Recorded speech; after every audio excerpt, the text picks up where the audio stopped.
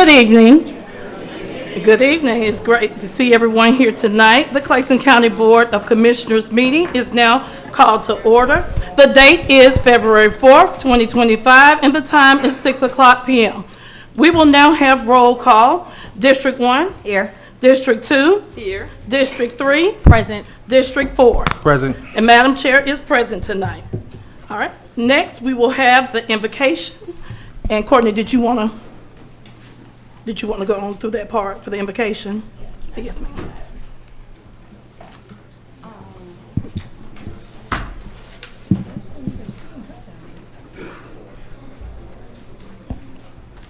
Courtney, I'll go ahead. Next we will have the invocation. That will be by Pastor Devereaux Page of the Southside Seventh-day Adventists. After that, we will have the Pledge of Allegiance. And that's it, Courtney? All right, we're good. All right, thank you. Wonderful. Also, I wanted to add to that, also, as we come up tonight, and as you come up tonight, Pastor, we want to also pay homage to the citizens that passed in the plane crash. We've had 2 different plane crashes here in the United States. One was in Philadelphia and the other one was in D.C. Also, for the D.C. one, there was a Lieutenant Colonel, retired Brian Ellis. He was a 1989 alumnus from Morrow High School who was among those tragically killed in the plane crash. So please, let's take them in consideration as we pray tonight. Thank you. Amen. Let's pray together. Today, Lord, we seek you above all else, because who else can we turn to in times like these? We look to you to be our road paver, our policy maker, our appointment approver. Yet we don't have to look to the stars or stand cluelessly gazing into the sky to ascertain what your will is. We can look to Micah 6:8, for it tells us exactly how we are to conduct ourselves today. For the Lord himself says to us, as he did to that ancient audience, he has shown you, O mortal, what is good. And what does the Lord require of you? To act justly, to love mercy, and to walk humbly with your God. Help us to do just that today. We want our elected officials to be just officials. We want our policies to reflect your mercy towards us that is new every morning. We want our roads paved with humility and decency. We do all this, Lord, because that's your agenda for we, your people. God, we want to tarry a while longer to pray for those who tragically lost their lives in these plane crashes. I would be lying to everybody in here if I said I had all the answers, but I do know who holds the world in his hands. That's right. Be with those who are grieving now. Minister to them in only ways you can. Help us to live our lives in a way that shows appreciation for every second you give us. We love you, Lord. Be with us now. In your name we pray. Amen. Amen. Thank you.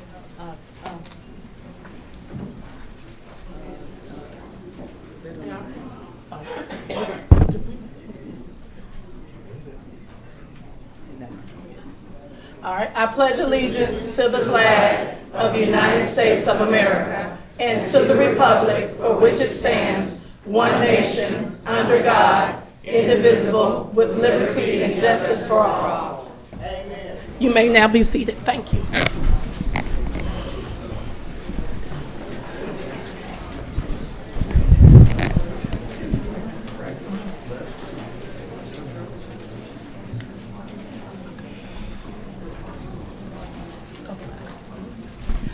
Good evening, everyone. Welcome to our February 4th, 2025 regular business meeting. The first order of business is the adoption of the agenda. Do any board members have any amendments during this time? All right. Board members, seeing none, at this time, I need a motion to adopt the agenda. So moved. All right. Can I I'll get second. All right. Any discussion at this time? All in favor say aye. Aye. All opposed? Any extensions? The ayes have it, and the motion passes. Next on our agenda, we have our presentation for our Veteran of the Month. Come on, board members, let's proceed and come down. Donald Wilkerson. Donald of September 4th, 1940, in Bainbridge, Georgia, to Elmer and Elsie Mae Murkison. On February 15, 1960, Donald Murkison raised his right hand and joined the Air Force as a basic airman in Montgomery, Alabama. Basic Airman Murkison was assigned to the 1507th Support Squadron and was sent to Shepherd Air Force Base in Texas, where he completed the Aircraft Mechanic Engineering course.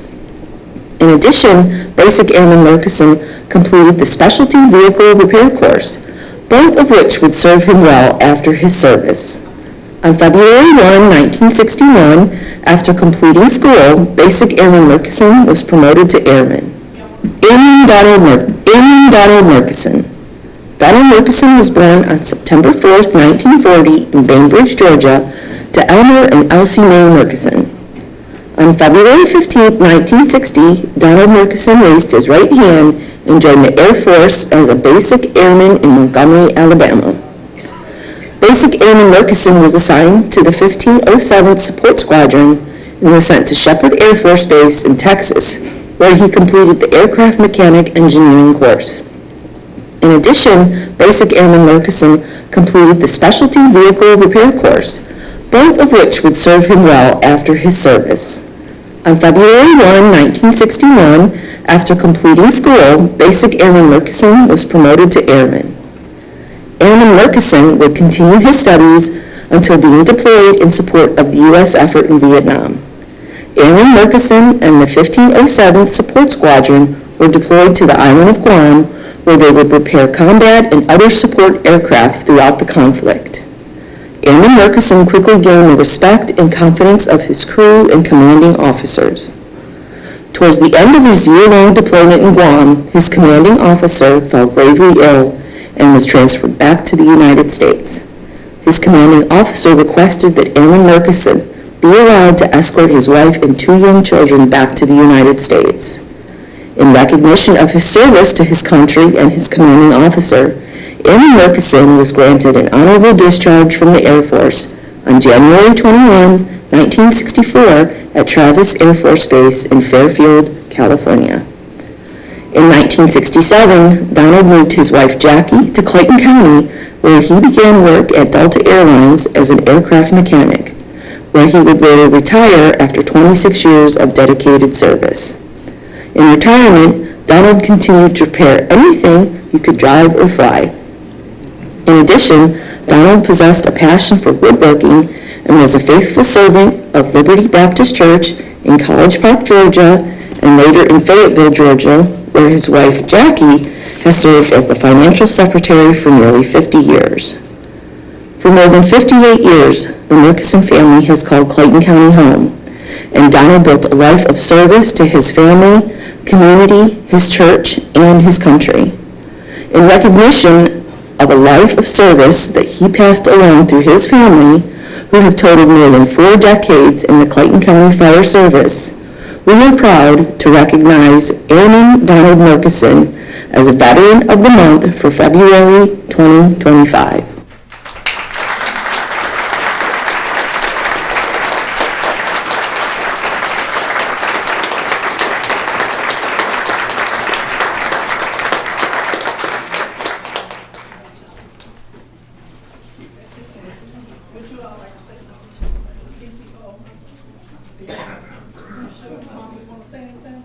Thank you to Clayton County and the citizens. We've enjoyed living here. We not want to live anywhere else. And so many of the fire services and the Clayton County personnel are like family to us. And I just can't imagine not having you guys around us. You know, we thank you for your kindness. Shown not only to the family during Donald's passing, but since then, so many of you call and check on us, and that's what makes a community a family. And we love you, and we praise God for all that He's done for us.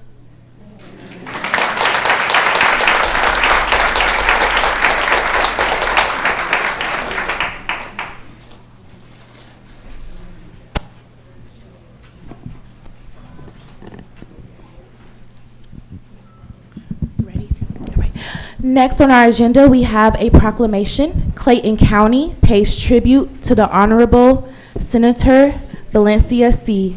This is presented by Commissioner Gail Hambrick.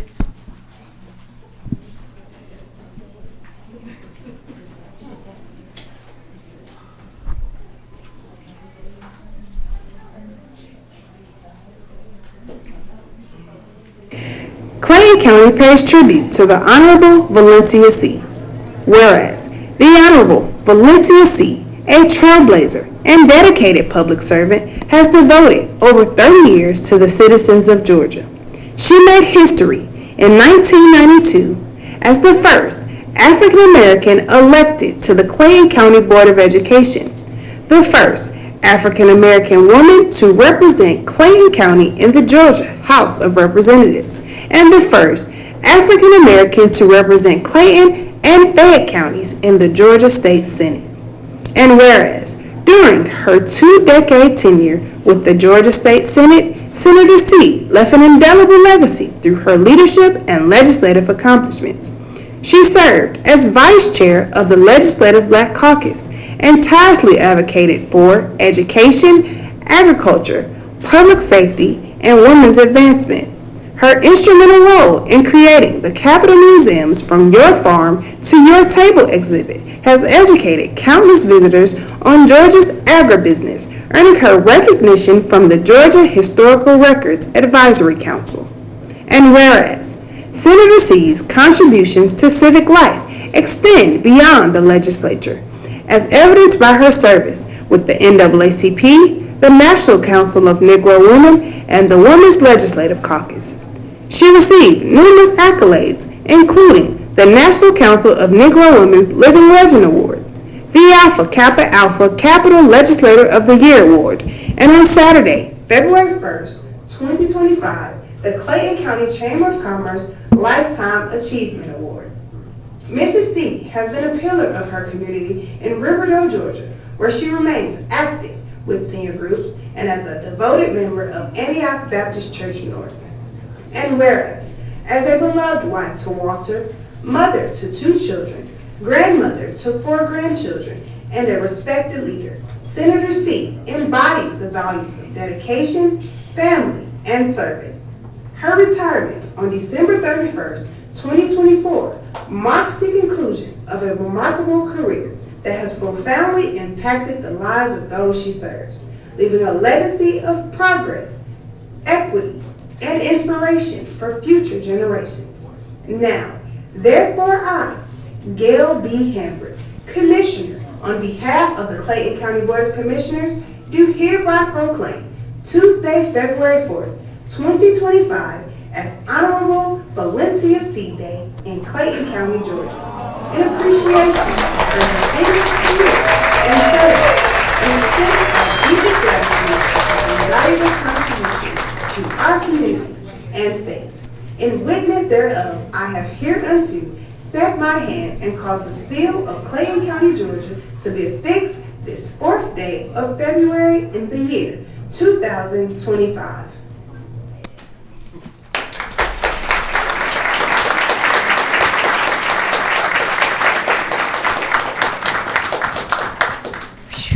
That's a lot.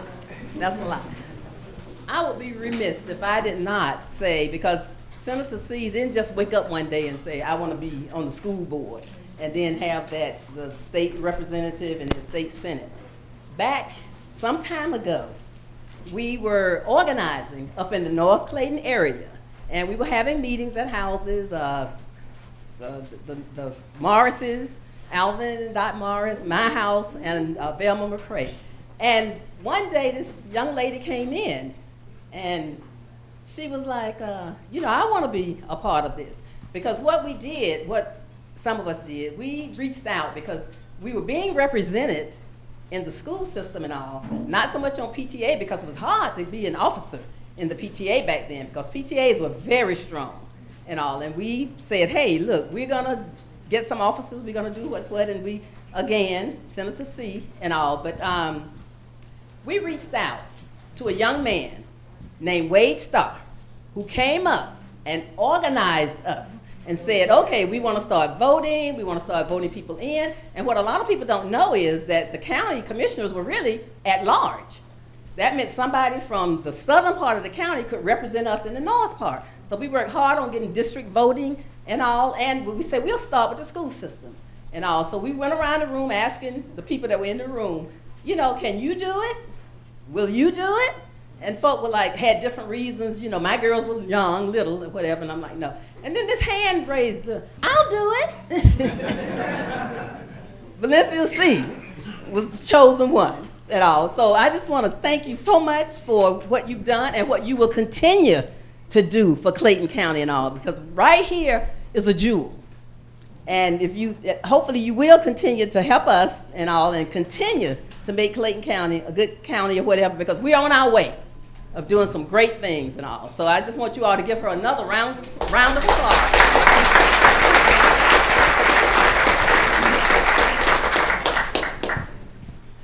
That organization, you know, they were all, what was your alma mater? Well, I was at Fort Valley, yeah. So I was around all these, yeah. And so I'm just there, well, I know you did, but, but when they got to where we were getting for areas, right, you know, I just said, well, I'll do it. Exactly. Didn't know what I was getting into, right? And when I got home, and this is the truth, when I told my husband what I had done, he said, you did what? He said, but you didn't go back to college. And I said, well, they didn't ask me. So they didn't ask, I didn't tell, right? All I can say is, it had not been for the Lord on my side, I wouldn't be here.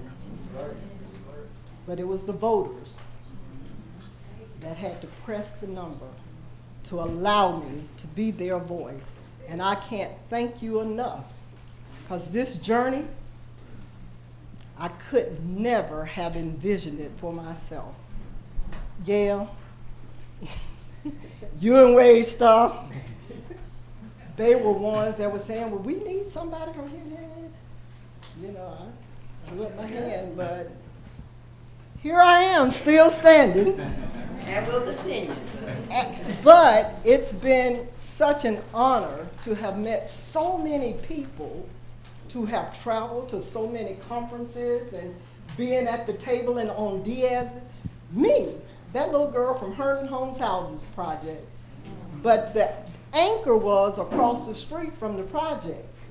And that was my home church, Antioch Baptist Church North. Because when I told my pastor what I was doing, he called Joe Beasley. Y'all may not know him, but he said, Joe, she down there in Clayton County. Y'all go with her. And whatever she needs, y'all let me know, because our church is with her all the way. And to this day, I'm known as a pioneer at my home church, where I joined when I was 6 years old. Been there all my born days. And all I can say is, when you know him and he know you, look what he will do.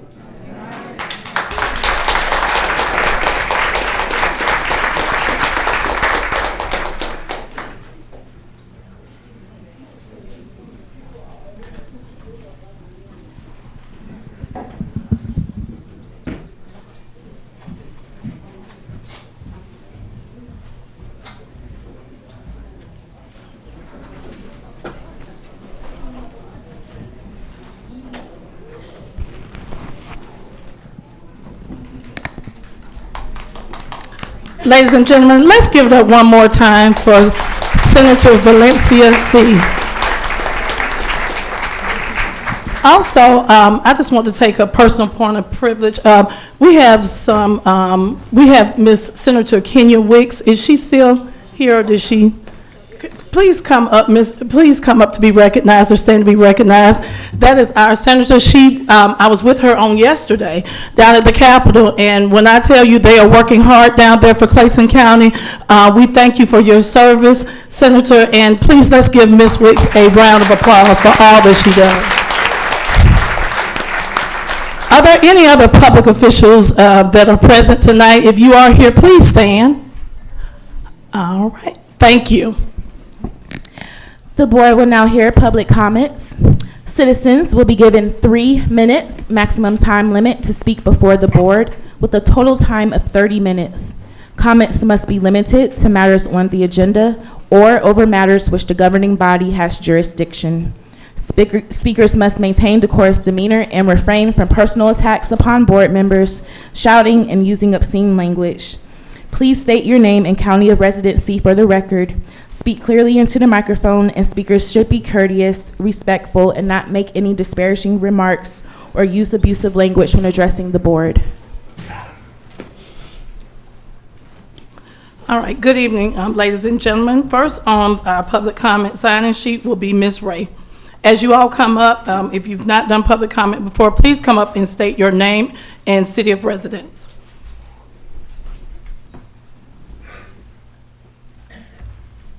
Good evening. Thank you for allowing me to be here. I am indeed Ms. Ray, and I am in unincorporated Hampton. I appreciate having the opportunity to speak with you again. The last time I was before this body, I had some concerns. I would like to start, Chairman, by speaking to you about Elena Reeves. I was concerned when I was here before because of the lack of knowledge, but she has personally made sure that she did the study that we needed done so that she can let her people know and let us know that she is looking at pros and cons for House Bill 581 and that she is looking at both sides. My concern in the beginning was that the information that was being shared with the people was skewed towards these are all the reasons to opt out, but not enough was said about the benefit to the taxpayers for opting in. And as we have had conversations, I am so pleased that my understanding from you is that you are looking for ways not just to have the county remain where it is, but to look for ways to help the people, the taxpayers. My commissioner, Seay Allen, thank you so much for standing for the people because the building is wrapped. Every parking space is taken because you have let the people know if you don't come and you don't speak, I got more people telling me they were turned away than could get in this building. So what you have done is priceless to us, absolutely priceless. Amen. Chairman, I haven't had an opportunity to follow up with Gail Hambrick, so I don't know where anything is with that. And DeMont Davis, I'm keeping my fingers crossed for you. And I'm keeping my fingers crossed for you because you are one of the long-term folks who have been here. And it's really important that you not just look at how can I keep staff, because every budget in the world can be adjusted. You can't ask 50,000 residents to tighten their budget and pay that tax bill or lose their house, and you can't find a cut in the county.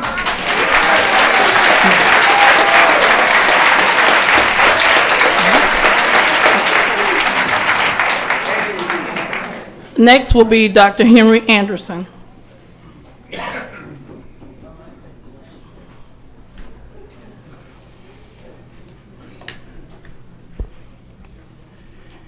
Henry Anderson, unincorporated, Clayton County, Hampton, Georgia. Good evening, Chairwoman Mrs. Dr. Leka Anderson-Henry, Vice Chairwoman and District 1 Commissioner Ms. Elena Reeves, District 3 Commissioner Mrs. Seay Allen, District 2 Commissioner Ms. Gail Hambrick, and District 4 Commissioner Mr. DeMont Davis. I will now discuss my Clayton County Board of Commissioners performance evaluation numerical grade level rating score and scoring system, where the rating score ranges from 0 to 10, with 0 being the lowest score and 10 being the highest score. The evaluation numerical scoring grade of 10 corresponds to supreme outstanding work. The evaluation numerical scoring grade of 9 corresponds to superior exceptional work. The evaluation numerical scoring grade of 8 corresponds to excellent work. The evaluation numerical scoring grade of 7 corresponds to super good work. The evaluation numerical scoring grade of 6 corresponds to very good work. The evaluation numerical scoring grade of 5 corresponds to good work. The evaluation scoring grade of 4 corresponds to average work.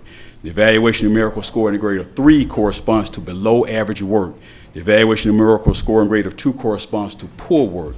The evaluation numerical scoring grade of 1 corresponds to failing work. The evaluation numerical scoring grade of 0 corresponds to no work done or even attempted at all, complete total inaction with absolutely nothing done, period. At the next Clayton County Board of Commissioners regular business meeting that I will be attending on Tuesday, March the 4th, 2025 at 6 o'clock p.m., I will discuss my Clayton County Board of Commissioners performance appraisal, assessment, and evaluation standards, benchmarking criteria that I will be using to determine your overall numerical grade level rating score on any problems, issues, or concerns that I bring before you to address and solve, as well as giving evaluation scoring on your actions or inactions on carrying out my own Clayton County Citizens Supreme Executive Level Command Order directives for immediate action and implementation to address any problems, issues, or concerns that I bring before you to address and solve. To all, continue to have a very productive, great, orderly, excellent, exceptional, and outstanding rest of your Clayton County Board of Commissioners regular business meeting on this evening, Tuesday, February the 4th, 2025. Good day. Thank you. Next will be Mr. Orlando Gooden.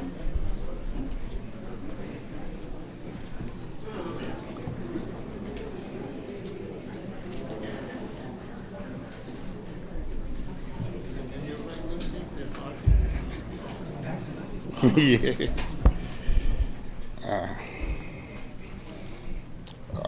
Orlando Gooden, District 3. Madam Clerk, I signed both sheets, so you can take my name off the HB 581, because there's a lot of people here, and I want to give them the opportunity to speak. In my public comments, I will address that. Let me clarify my comments at the last Board of Commissioners meeting. I asked who authorized the purchase of a brand new 2025 Denali for the chair. I was told that that purchase price was not $150,000, but my concern was not the dollar amount. It was why it was purchased at all. Last June, we had 3 hearings on the millage rate tax increase. Taxpayers were not satisfied with the excuses they were given. We now have 3 hearings on HB 581. Some board members want to opt out, but wouldn't it cap increases on property taxes? So what is your alternative plan? Opting out of HB 581 means that this board can continue to raise our taxes for any reason. An unchecked government leads to waste, fraud, and abuse. Some on this board want mandatory trash pickup. At the retreat, the mandatory trash pickup presentation had an additional $11 monthly administration fee on top of the $19 contracted fee. That is not, the $11 is not a contracted amount. So this board can raise it anytime they want. Mandatory trash pickup is a monopoly. So we will not have any choices. Competition is the cornerstone of free enterprise and capitalism. Mandatory trash pickup will not stop litter or illegal dumping of sofas and tires.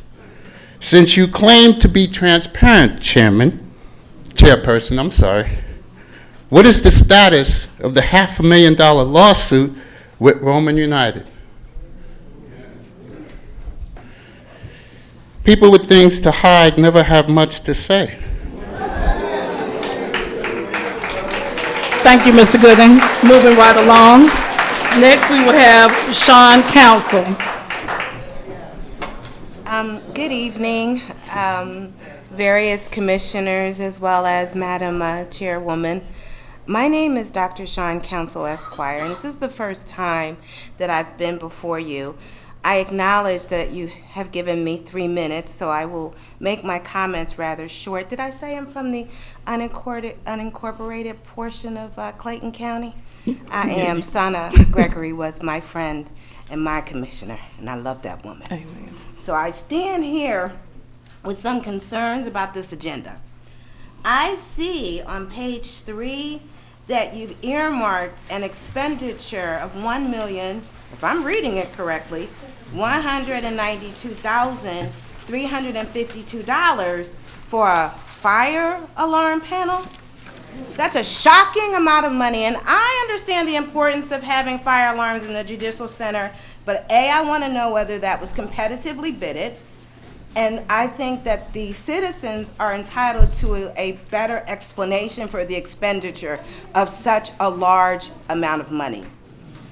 That is of concern to me. Another concern is page 4 regarding the request for a paralegal. I used to be a paralegal before I was an attorney. I have taught many paralegals. I see the sum certain amount of $79,173. That's $1,522.55 per week and or $38 per hour. That's a lot of money. That's an awful lot of taxpayer money for a paralegal, and I don't know, quite frankly, what their qualifications are. What I recall most recently is your public defender making comment before, maybe not this exact board, crying about the lack of resources in her office and how they can't retain any attorneys because they aren't paid very well. So I balk at the idea that you're going to pay a paralegal $80,000 and you're paying the attorney barred in Georgia less than that. You really need to rethink that. And they're going to be supporting people in contracts department. What kind of paralegal is that? That's all I want to know. What kind of paralegal is that? And then, what else did I want to say? I wanted to say court's indulgence, but that was the main problem that I had with the agenda. Now, as for the desire to want to opt out of the cap that Georgia residents placed on the increase in the taxes, I completely support the taxpayers. This is not a private fiefdom, okay? This county has an increasing number of elderly citizens. Are you going to continue to tax them literally out of their homes? I am appalled! Oh, sorry. Ma'am, can you keep your, I apologize. Thank you. Thank you. Let's keep our decorum I got a little going. emotional. You're doing a great job. Keep your decorum going. I just am appalled at the fact that my taxes have gone up 450% in 10 years. I did the math on it. 450%. That is appalling. That is appalling. There's no justification for that. The Federal Reserve wants 3% per year. That is the goal. So if you extrapolate that out 10 years, that's 30%, not 450%. That is abominable to do that to your citizens. So kindly. It is time at this time. I'm sorry? Your time is up. Thank you. Thank you.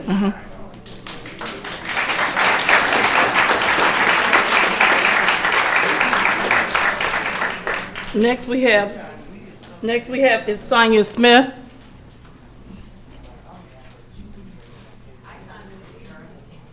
Okay, thank you. Next is Fred Edenfield. Ladies and gentlemen, please keep your tone down as we need to make sure that we keep the decorum. Mr. Edenfield, please come up. Thank you. It's pronounced Edenfield. Edenfield, thank you. Freddie Edenfield from the Lake Spivey area. The last time I addressed this august body, you guys were considering, or your predecessors were considering, a 30+% increase in property taxes. Mine went up 47%. I emailed the board Crickets, got nothing, okay? Now, I checked with the U.S. Bureau of Labor Statistics. From 23 to 24, inflation went up 4.1%, not 47%. Now, you're looking at opting out. You probably done made up your mind. Opting out of 581. When I look at the introduction, it says basically to give certainty to the taxpayers. Then when I look at the other pieces that this body obviously approved, it's antithetical to the initial statement from the state and from the voters around the state that says we want certainty. But I tell you what, for those people that can hear my voice, if you should decide to opt out, don't give us certainty, you work for us. You govern with the consent of the governed. Folks, if you can hear my voice, we should say it's time to recall and put some people in here that's going to work for us.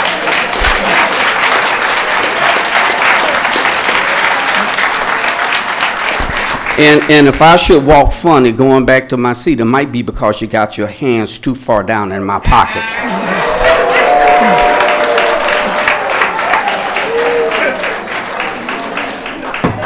All right, let's come back to order. Thank you, Mr. Edenfield. Is it Edenfield? I got to make sure I get it right. I'm sorry, Mr. Edenfield. Next, it will be Ms. Barbara Seymour.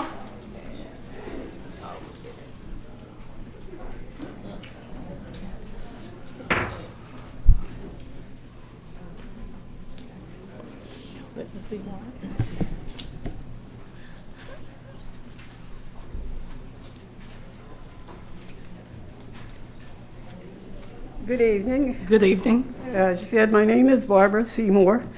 Good evening to you all and to the community. I am absolutely new. This is my first time at a commissioner's meeting, and I am absolutely new to the entire community, the California transplant.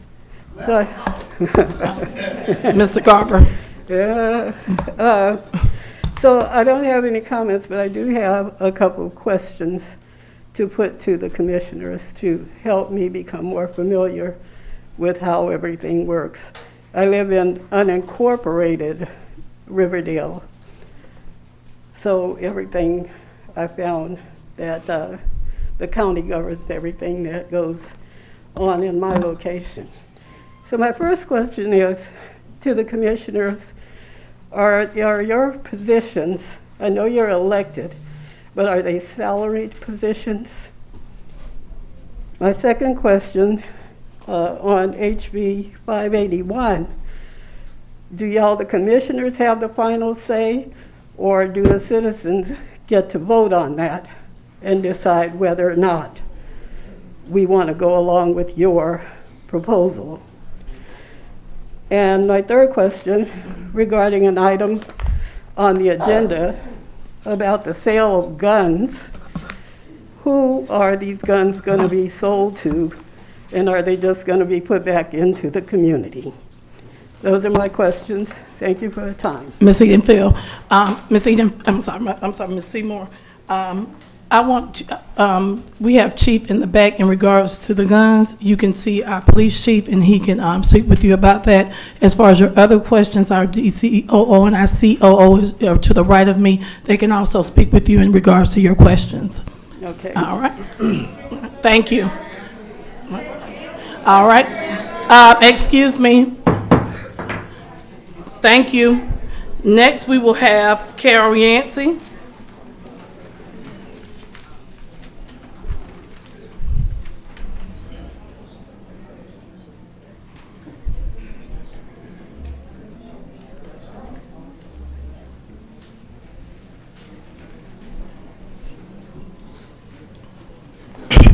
Carol Yancey, Rex, Georgia.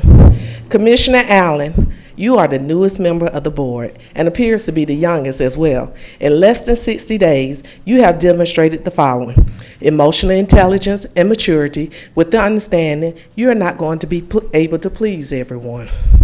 The skill sets, professionalism for the position. compassion for your D3 constituents and countywide residents, positive leadership with confidence, integrity, and transparency, along with humility. You have raised the bar to the standards citizens have longed for years for Clayton County elected officials and municipalities at every level. As for your colleagues, one is old enough to be your mom, another one to be your grandmom or great-grandmom, and the other a knitter. Miss Yancey, Yet Miss Yancey, you're out of order. You're out of order. We're not going to. We're not going to make disparaging remarks about board members. That was so disparaging. Because again, you're out of order. Yet, instead of being the student, you have become the teacher. You keep upsetting the atmosphere as you continue to irritate your haters, distractors with their squawking. What they intended for your bad, God will turn for your good and his glory. If God be for you, who dare stand against you? There are more for you than there are against you. You and the Lone Ranger, Commissioner Davis, are the only two commissioners conducting monthly town hall meetings with citizens. Kimbasabi, thank you.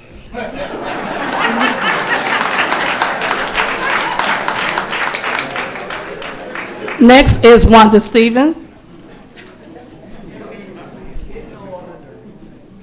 Wanda Stevens. Okay. Next is Mr. Tanya Jean Funny.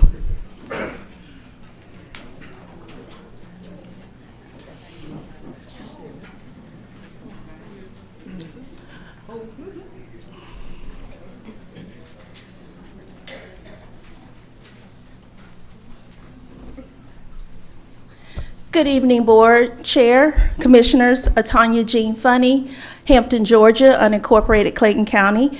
I'm here again as the President of the Federation of Democratic Women to invite women who would like to participate in the political process to join our organization today as we honor Ms. Valencia Seay. I think you all hearing your story was very interesting, Commissioner Hambrick, and that's the same thing that we're trying to continue that legacy today.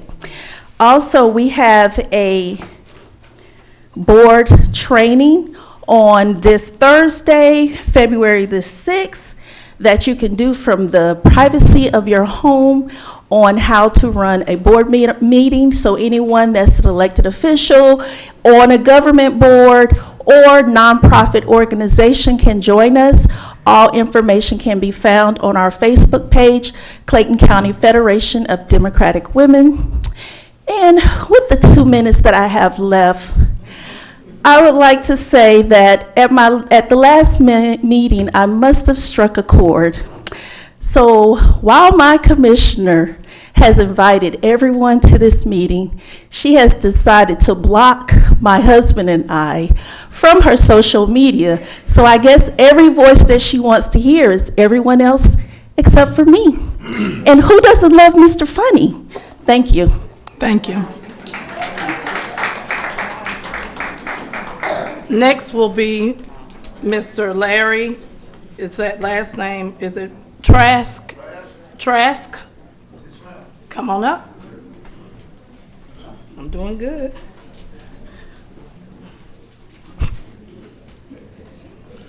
Excuse me. Yes, ma'am. My name is Larry Trask. Been a resident of Clayton County since 1969 when I moved here when I got discharged from the Air Force. I've been a resident of Bonanza Subdivision since 1991. Pretty much everything that I came in here with my mind to ask, except for one thing: if this thing indeed passes, what about the people that already have this, like us senior retired citizens?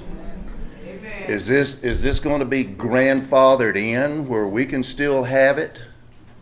And one other question was what the young lady asked a minute ago. Mm-hmm.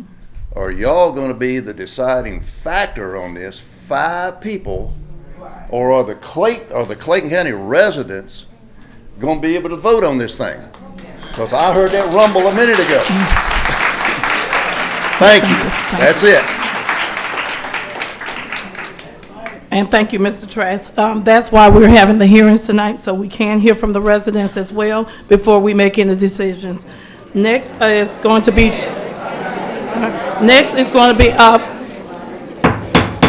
thank you. Let's come back to order.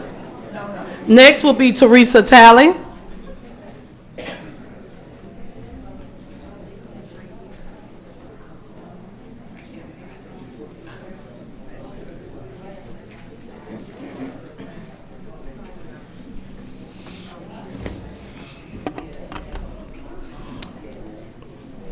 Ladies and gentlemen, please hold any comments.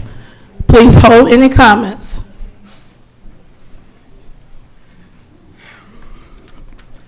Teresa Talley, District 3. Why is everything so complicated, or are we working on it? There is no accountability from the people who are in charge of making decisions regarding the upkeep of Clayton County. And I'm talking about the beauty. We have had to endure issues for over 20 years. There are laws in place, however, they are not being mandated. There are employees who are holding these positions because of who they are, not because of what they're doing. When will our commissioners really deal with this? You see this mess. You see the trash. Everyone is friends, and you don't want to fire anyone. You don't want to demote. Cleaning up Clayton County is a daily job. Not whenever we could get to it, not monthly, not, I don't want to deal with it. We want to see beauty. We don't want to see all of the distractions by these signs.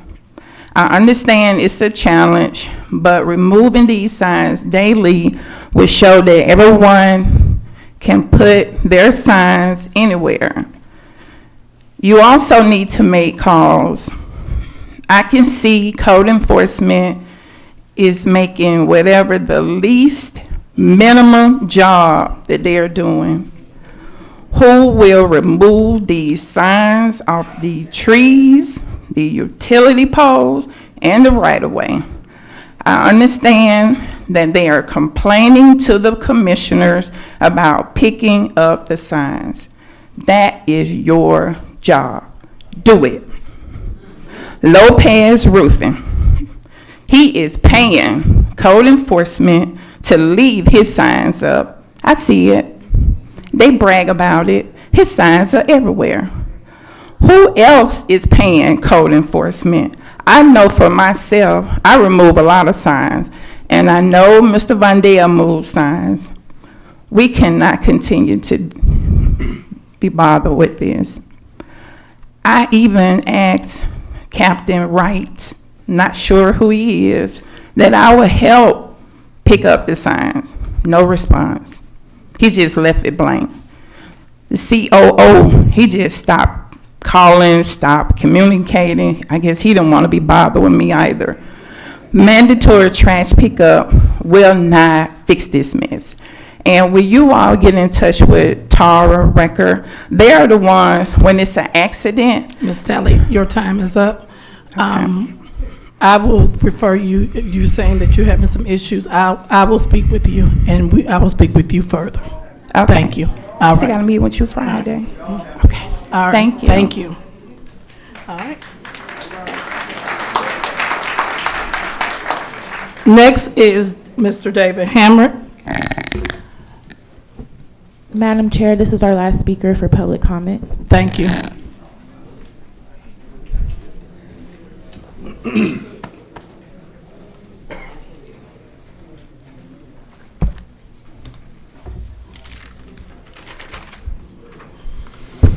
Madam Clerk, Commissioners, good evening. David Hammert, District 3.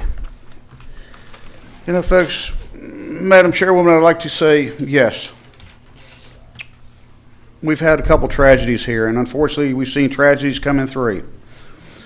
We had our airplane crash in D.C., Philadelphia, and of course, a tragic thing by the military in Savannah.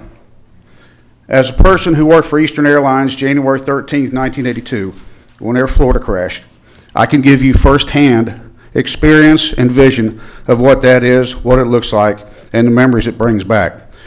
That was 43 years ago. Unfortunately now, we have a lot of people who are trying to wonder why, at the start of a new year full of promise and hope, so many of their family members, friends, have now been taken away. So I would like to say, please, as someone who was there that day and Air Florida crashed, for y'all to please remember those family members, because I can promise you that they're going through a lot. You know, right now as we're talking, when Chuck Hufstedler, the state finance chairman, brought this bill, he looked at a lot of increases. For one thing, some of the stuff I talked about back in July, when your electric bills are going up, your insurance costs are going up also. Your more advanced driver systems and the growth of electric vehicles has led to this. EV insurance averaged 23% more than gas due to the cost of repair. Repair to an EV averages $6,000 minimum per accident, which is 30% more than gas. Remember this also, natural disasters such as flooding from hurricanes damage as many as 138,000 vehicles, according to a Carfax estimate. An estimate 16,800 vehicles in Georgia, per the Carfax. More accidents due to texting while driving, rising health care costs of treating those injured, and a high volume of stolen vehicles in Georgia are about to contribute to an average 7 to 8% increase this year, which is from the Insurance Information Institute. Remember, also contributing is the high cost of uninsured motorists we have in this state, which is close to 18%. Ladies and gentlemen, get ready for your home insurance to also to go up. Hey, don't shoot the messenger. Ladies and gentlemen, as being one of the people that will bring this to you, remember, hurricanes and those California wildfires will affect all of us. Okay, we're all going to pay. The basic thing I can think of is, instead of what we'd say in real estate, I can think of this in economics: budget, budget, budget. Review your budget, look at everything, try and conserve where you can. To the other people, I can answer a question. 64,600 Mr. Hamrick, people. your time is up. Thank you so much. Well, thank you. Y'all have a great day. Thank you for your time and courtesy. Thank Bye-bye. you. The board will now consider the consent agenda. All right, board members, at this time, I need a motion to approve the consent agenda. So moved. All right. Can I get a second? Second. All right. Any discussion at this time? Yes, I do have a question. All right. We had one person, and is Chief still here? Chief Roberts. We had a question concerning the handguns. He's gone.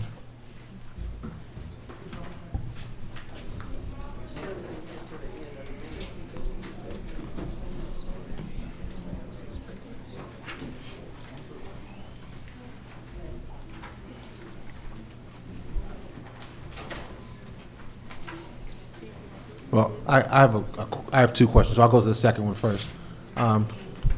They just want to know whether the fire alarm was a competitive bid. Can we have that answered?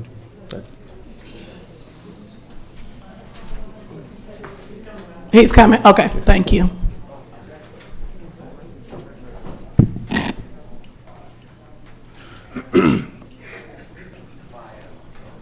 Yes. On the fire alarm, was that a competitive bid? It was an emergency purchase, so it's not required to be competitive because it's a threat to the health and welfare of the citizens as well as the property. Okay, great. Thank you. Go ahead. Carol, Yes. Yeah, I have a question, Madam Chair. Commissioner Hambrick. Yes, will you please explain about that position of paralegal, that's not the salary and how that works? Yes, Okay. sure. The paralegal is to support central services as we do our contracts as well as our contract compliance. That information is going to be separated. Well, I'll let Pam give you. Well, I was definitely concerned about the salary since Right. the person was thinking it was $79,000 for Right, the and salary. that includes the benefits, so I'll certainly let Director Amble speak to that. Good afternoon, Madam Chair, Vice Chair, Commissioners, and good afternoon to our Clayton County citizens who are here today.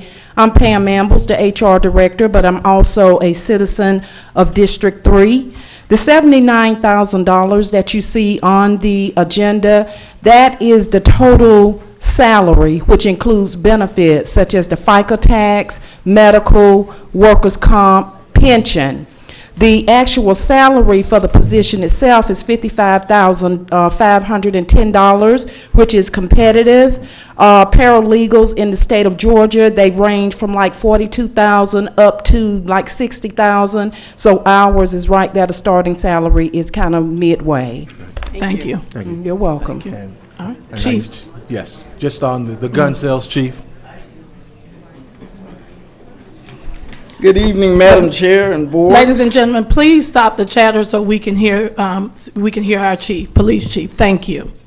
Yes, ma'am. I was in the back, but I believe your question relates to what I was in the back telling the citizen. Thank you. If it relates to the question about the selling of the firearms, correct. Georgia law, and I'm gonna read it to you. OCGA 17-5-54G2B requires that unclaimed firearms be sold at auction to holders of a federal license as a collector, dealer, importer, or manufacturer pursuant to 18 U.S.C. Section 921. The law requires that when these criminal matters have been disposed and the disposition issued by a court of law, that those firearms be disposed of in this manner. No longer do we destroy weapons as we did prior to 2015. Actually, House Bill 233, enacted in 2015, changed the method of disposition of unclaimed firearms to auction. Legally, we cannot destroy them. They're not being sold to citizens. They're being sold to licensed firearms dealers as required by law. Thank you, Chief, for that clarification. Is there any other discussion at this time? Board members, are there any other discussions at this time? No. All right, thank you. All right, and so we have a second, and we have a motion and a second on the floor. It is now time for the vote. All in favor say aye. Aye. All opposed? Any abstentions? The ayes have it, and the motion passes. Thank you. Our next item is item number 18.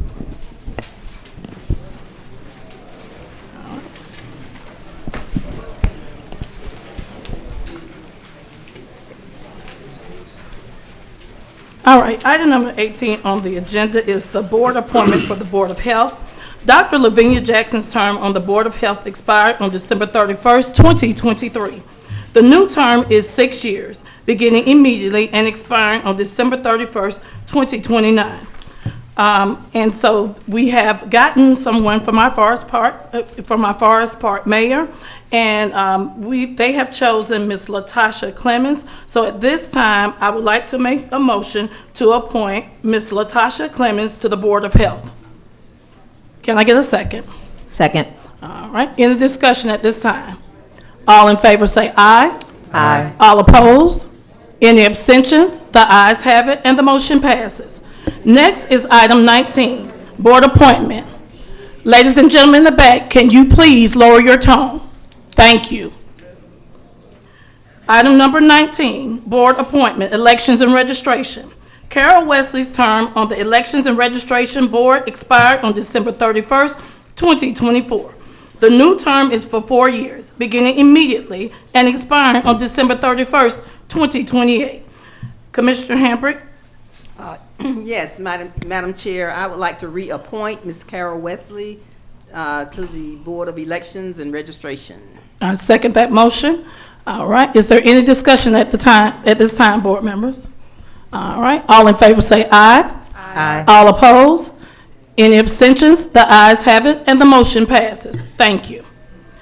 Next is going to be public hearing HB 581, which is our first hearing of the 3 hearings that we will be having. The governing authority of Clayton County intends to opt out of the statewide adjusted base year and valorium homestead exemption for Clayton County. This is the first of 3 required public hearings. What I would like to say, ladies and gentlemen, this is the first of the 3 public hearings. The purpose of this hearing is for the board to hear your public comments as citizens of Clayton County. The board and staff will then take your comments into consideration as we move forward to make a decision. As you come up, please state your name and city of residence for the record. Thank you. Madam Chair.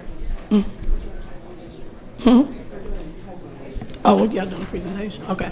All right, and we will have a presentation that is going to be done by our CFO, our interim CFO, Ms. Stacy Merritt.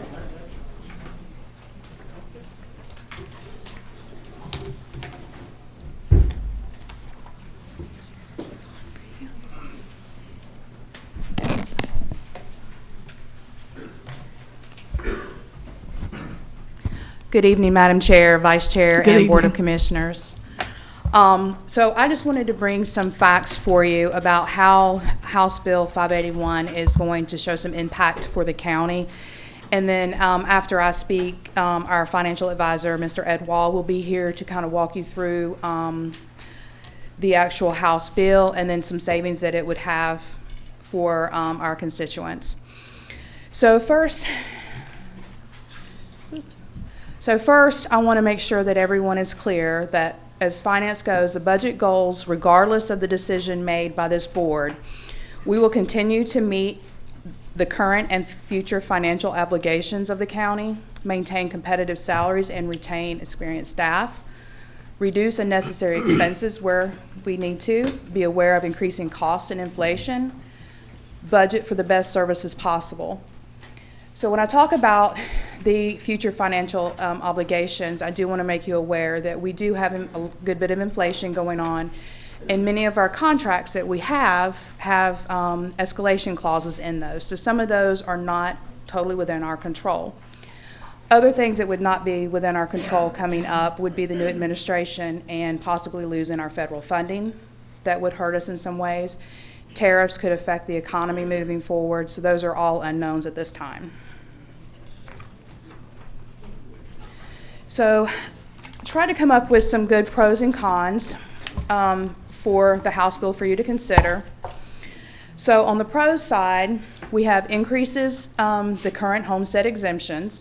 So nobody would be losing their existing exemptions. This would just increase the exemptions by House Bill 581. There would be tax relief to the citizens to include a steady and budget-friendly increase per year. So this is something that they could more easily budget for. The tax obligation is tied to the Consumer Price Index, which is more stable than the traditional appraisals, and that will be maxed out at 3% per year. So when you're looking at the cons would be less opportunity for growth of services countywide, potential possible increases in other revenues to maintain the current services that we have. This could be recreation centers, permits and licensing, anything like that we might have to increase revenues on. Decrease in revenues may result in a millage rate increase to maintain existing services. Decrease in expected fire fund revenue may lead to less growth. Inability to hire new staff for stations and to maintain existing ones. And I'm going to ask the fire chief to come up in just a few minutes. The next one here is this is an estimated financial impact that I worked on with the tax assessor and IT.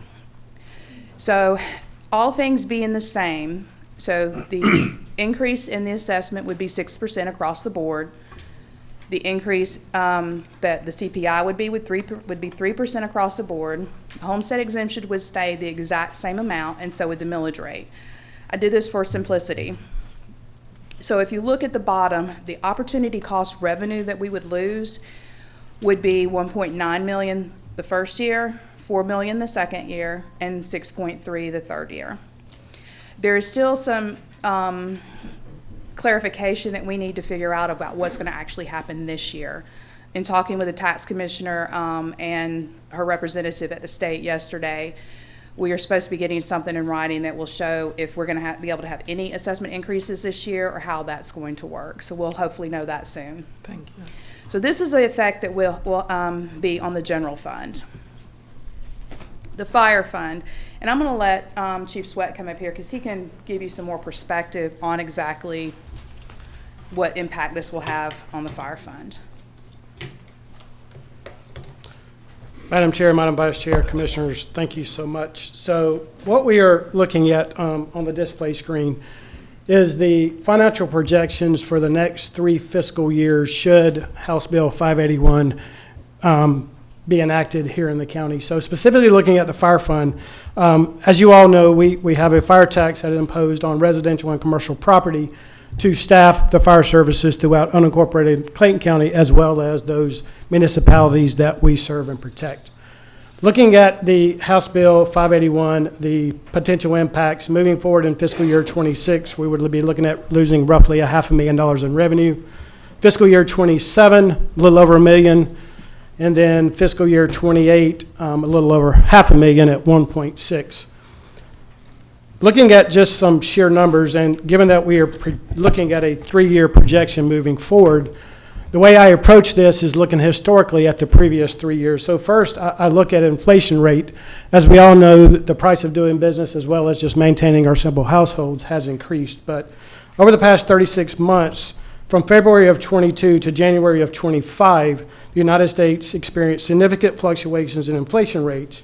Inflation rates peaked at 9.1% in June of 22, the highest levels in decades, before gradually declining to 2.9 by December of 2024. Given these variations, the average inflation rate during this period was approximately 5%. So if that maintains, we are looking at, over the next 3 years, potentially an additional 15% in inflation cost just to simply provide those fire services to our community. So when I backed into this, simply speaking, and as I'm going to throw out some of these numbers and try to be as simple and quick as I can, but also as thorough as I can, typically the fire department, it averages about $1,540 a day to staff a fire station with 2 pieces of apparatus. Now, quick math, our individuals work 24 on and they go home for 2 days for 48 hours. So if you're doing quick math, you're saying that's like $10 an hour. That's not true, because the way I back into that, these individuals work on a rotating shift and work every 3 days. So simply looking at trying to absorb $500,000 in revenue loss, assuming everything else remains the same. As we all know, the fire millage rate, which is currently sitting at 4.146, has remained steady over these previous 3 years. So assuming that remains steady, everything remains as projected, losing $500,000 in revenue for me would be that I would have to look at shutting down 2 pieces of apparatus every single day of the year to absorb that $500,000 impact. Now, operational expenses, we've already discussed that, to simple inflation. So the easiest way for me to absorb that would be shutting down 2 pieces of apparatus every single day somewhere throughout the county to reduce that impact. Moving forward to the second fiscal year, losing a little over $1.041 million in revenue. Simply back doing that math, I would have to shut down 2 fire stations every day to absorb that revenue loss. Third, for the 3rd year rollout, trying to absorb $1.6 million, I would have to shut down 3 fire stations a day every day to absorb that additional 1.6 loss in revenue. So that's kind of the high-level overview and the potential impacts to the fire fund. Board members, Chief Sweat, Yes, is there ma'am. any discussion, or do you all have any questions at this time? Yes, I have a question. All right. Yes. Commissioner Allen? Can you explain to the citizens what does opportunity cost mean? Can you elaborate just a little bit? Well, maybe Ms. Maybe Merritt can that's explain. Ms.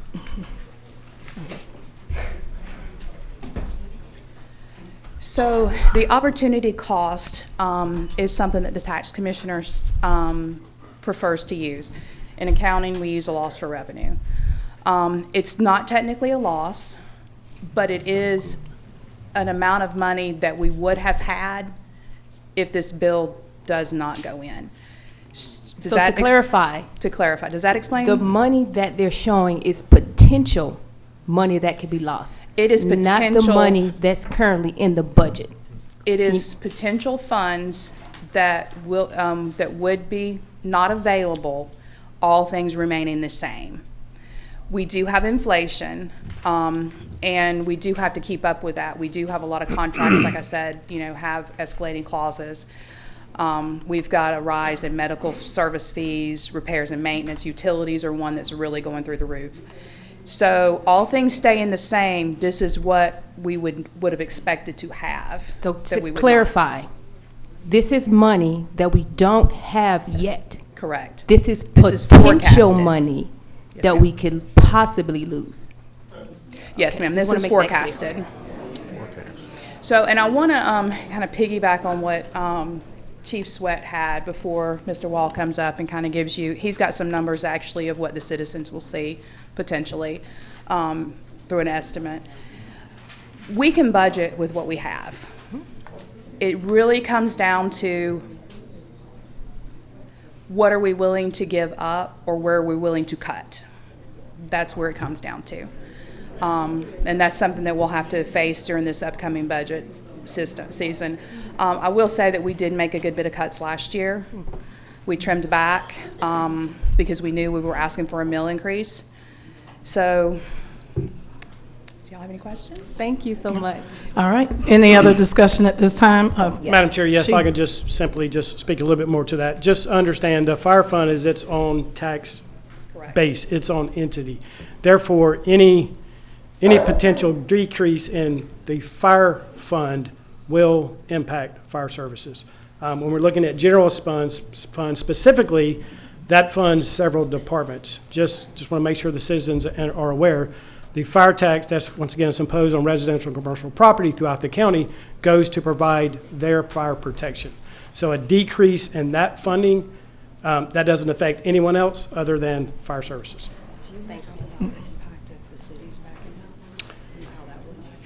Yeah, and in addition, as you all currently know, we currently provide fire protection for the cities of Lovejoy, cities of Jonesboro, Riverdale. City of College Park, that eastern portion that resides within Clayton County, as well as most recently the city of Riverdale. So as part of this fire tax, the 4.146 mills that's imposed, it's also imposed on those municipal, residential, and commercial properties that we protect.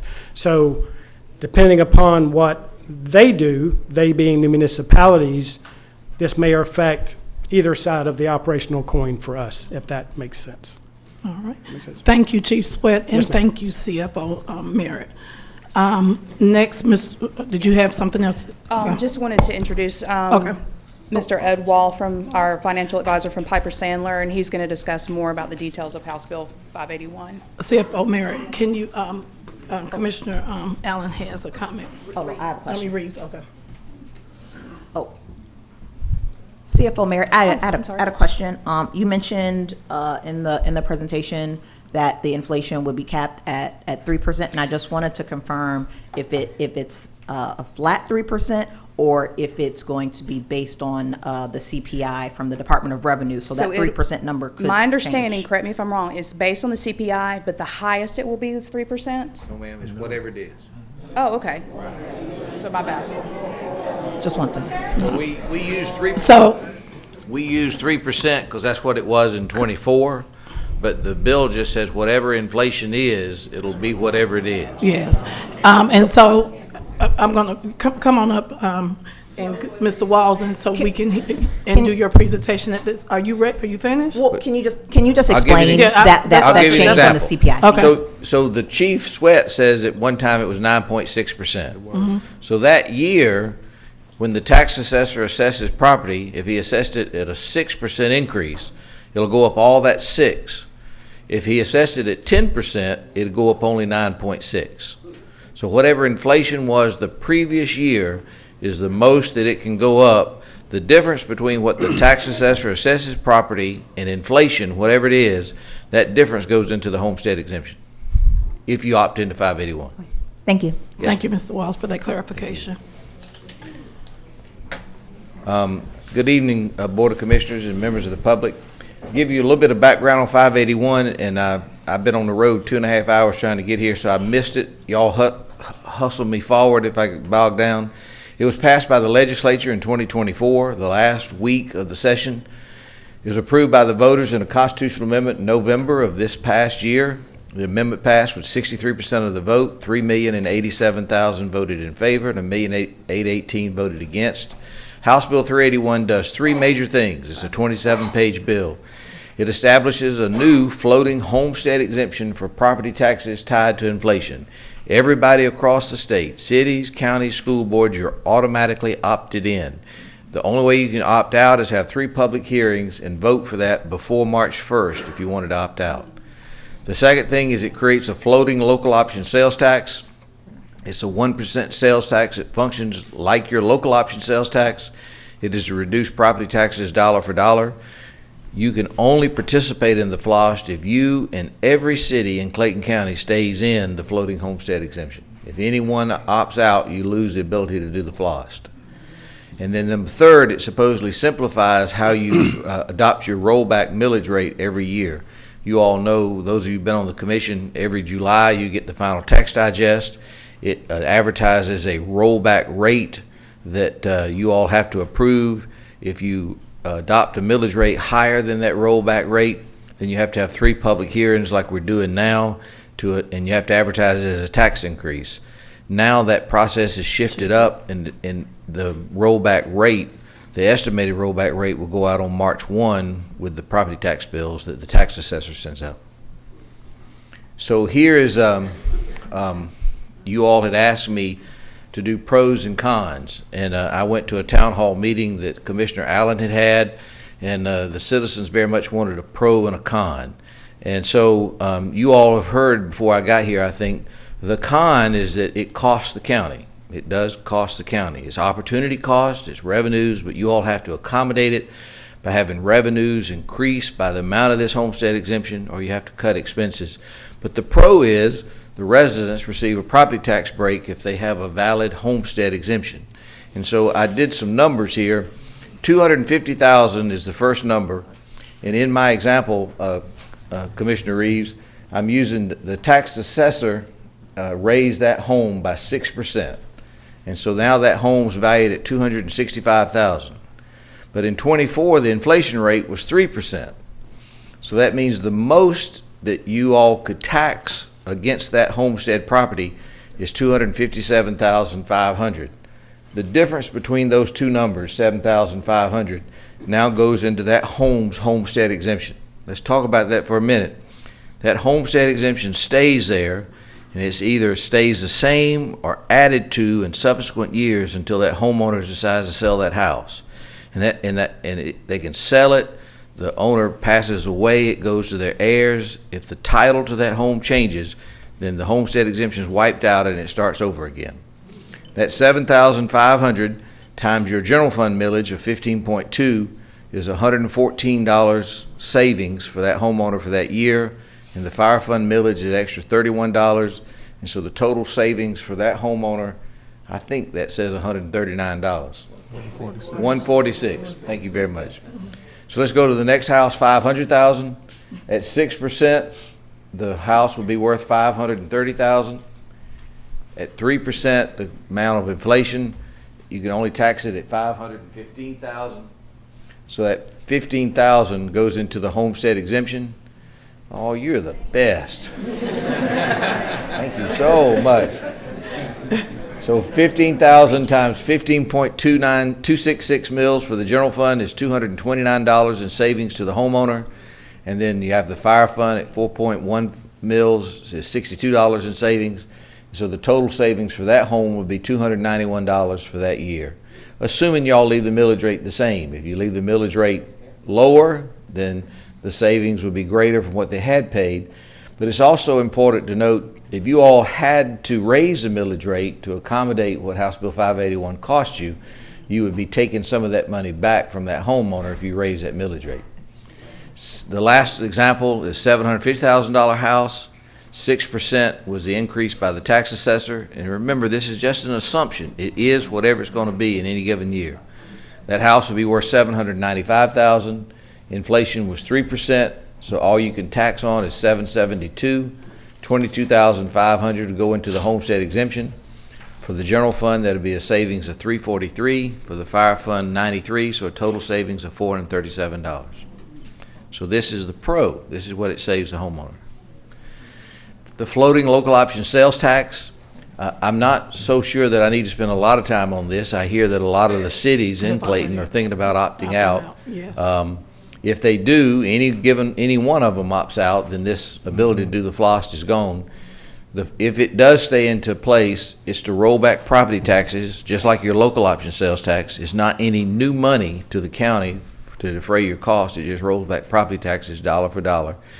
It can be levied in 0.05 increments, where the loss or the SPLOST is a full 1%. It can only be levied in 5-year terms, must be approved by the voters. The earliest you can put it to the voters is this November, and then you have to split it with the cities pursuant to the intergovernmental agreement that the law says you need to split it on the basis of y'all's population.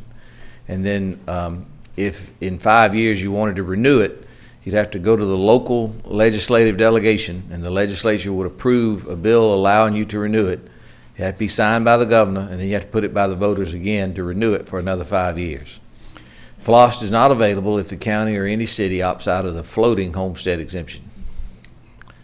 And that's it, Madam Chair. All right. Board members, are there any questions at this time? I'll start with District 1. Oh, I apologize to Oh, you. you got more? Attorney Reed said I hit the button twice. You forgot your conclusion. I can go this one slide just to conclude. That's fine. So there's a decision by the Clayton County Board of Commissioners. You're automatically opted into the floating homestead exemption. You must have 3 hearings, which this is the first one, before you make a decision whether you stay in or you opt out. You all have not made up your mind. There's no decision being made. You wanted to have the public hearings, hear from the residents, continue to learn about it. Stacy and I and the tax commissioner had a call with the Department of Revenue just yesterday. We learned of some new rule that the Department of Revenue is promulgating. And so this process of going through the 3 hearings is necessary.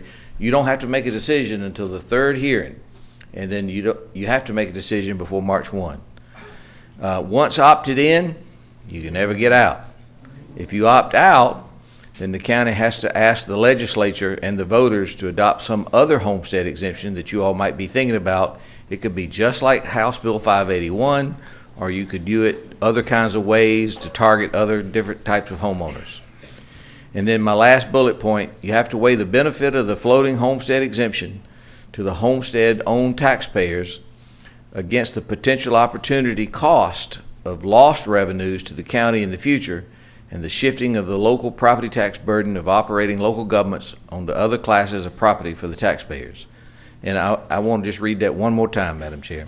So the Board of Commissioners needs to weigh the benefit of the floating homestead exemption to the homestead-owned taxpayers against the potential opportunity cost to the county. That's it, Madam Chair. Thank you. All right. Again, is there any discussion at this time or any questions? District 1? Thank you, Mr. Wall, for that presentation. Yes, Ms. Reed. I'm not sure if this question is for you or if it's for our interim CFO, but I was curious if you could list the current homestead exemptions that we have in Clayton County and how those benefit the taxpayers. We have them somewhere. You mean the list of the ones we have? It's like 6 of them. That would be a question for our tax commissioner. I know there, I know there's a veterans, there's a senior, there's a regular homestead. Good evening, Madam Chair, Vice Chair. Thank you. So, like I said, that is the tax commissioner who does house the homestead exemptions. It is listed on their website. There is a tab on the left-hand side that lists every exemption and an example about that exemption. Quick ones, like I said, veteran. There is the over 65, the standard homestead. There's a couple others that have different prerequisites, but there is a brief description on the website. Okay, and I just wanted to make sure that we reiterate that regardless of opting in and opting out, the existing homestead exemptions are not affected. Those are not affected at all. So what this would do, this would be capping the amount that we can increase the value, but that increase would be capped at the 3%, and any additional amount would then go into the homestead. Okay. So I can read them to you now. You don't care? If you want to. Right. So there's a regular homestead exemption. Every homestead property gets a $10,000 homestead exemption. If you're 65 or older, you get an additional $14,000 exemption. And then if you're 62 years and older and your federally adjusted gross income is less than $30,000, you'll be, your homestead is frozen. The valuation is frozen at the time you apply. All right.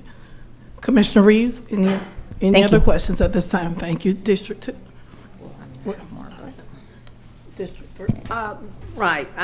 My question is really regarding the General Assembly, because I've been reading that there's a possibility that this bill may be changed. Yes, ma'am. Or are they still in talks? So yes, ma'am. So they've actually introduced one bill that extends the time period for you to opt out to May the 1st. Correct. There's talk of another bill to force you to stay in and not allow anybody to opt out. Okay. So those are in And so, regular talk. right, so the bill to force you to stay in, to my knowledge, unless it got dropped today, hasn't been dropped yet. The other bill has actually been dropped. Thank you. Yes, ma'am. All right. Commissioner Davis. Sure. Speaking of House Bill 92, House Bill 92 did pass Ways and Means. I believe it was yesterday or Friday. That's the one to extend the opt-out That's the to one May to 1. extend till May 1st. Yes. And the other one, they're supposed to drop tomorrow, from my understanding. Okay. So we do have that. Just for our citizens' sake, can you define CPI, the Consumer Price Index? Yes, sir. So the Federal Department of Labor, Bureau of Labor, they do a statistical sample every month of goods bought and sold. There's a producer price index, a core inflation. CPI is an amalgamation of those, and it's called the Consumer Price Index, and it's published each month by the Department of Labor. For December, they published the rate for November, and it was 2.9%. For December, they published it this past month, January, and it was 2.5%. The average throughout all of 2024 was between 2.9 and 3%. Great. But it's been as high as, what was it, 9.7? 9.6. Past 4 years? 9.6. Okay, great. Next question is, the school board has already opted out. Yes, sir. How does that affect those numbers that you showed? So is when the majority of the property taxes that are collected go to the school system? Right. So each government is separate. Your decision only affects the county. The residents, a lot of time in our business all over the state, they get one tax bill, and about a half to 2/3 is the school tax. And so the school tax is 19.6 mils, and your general fund is 15.266. And one of the reasons they opted out is they have a 20 mil cap.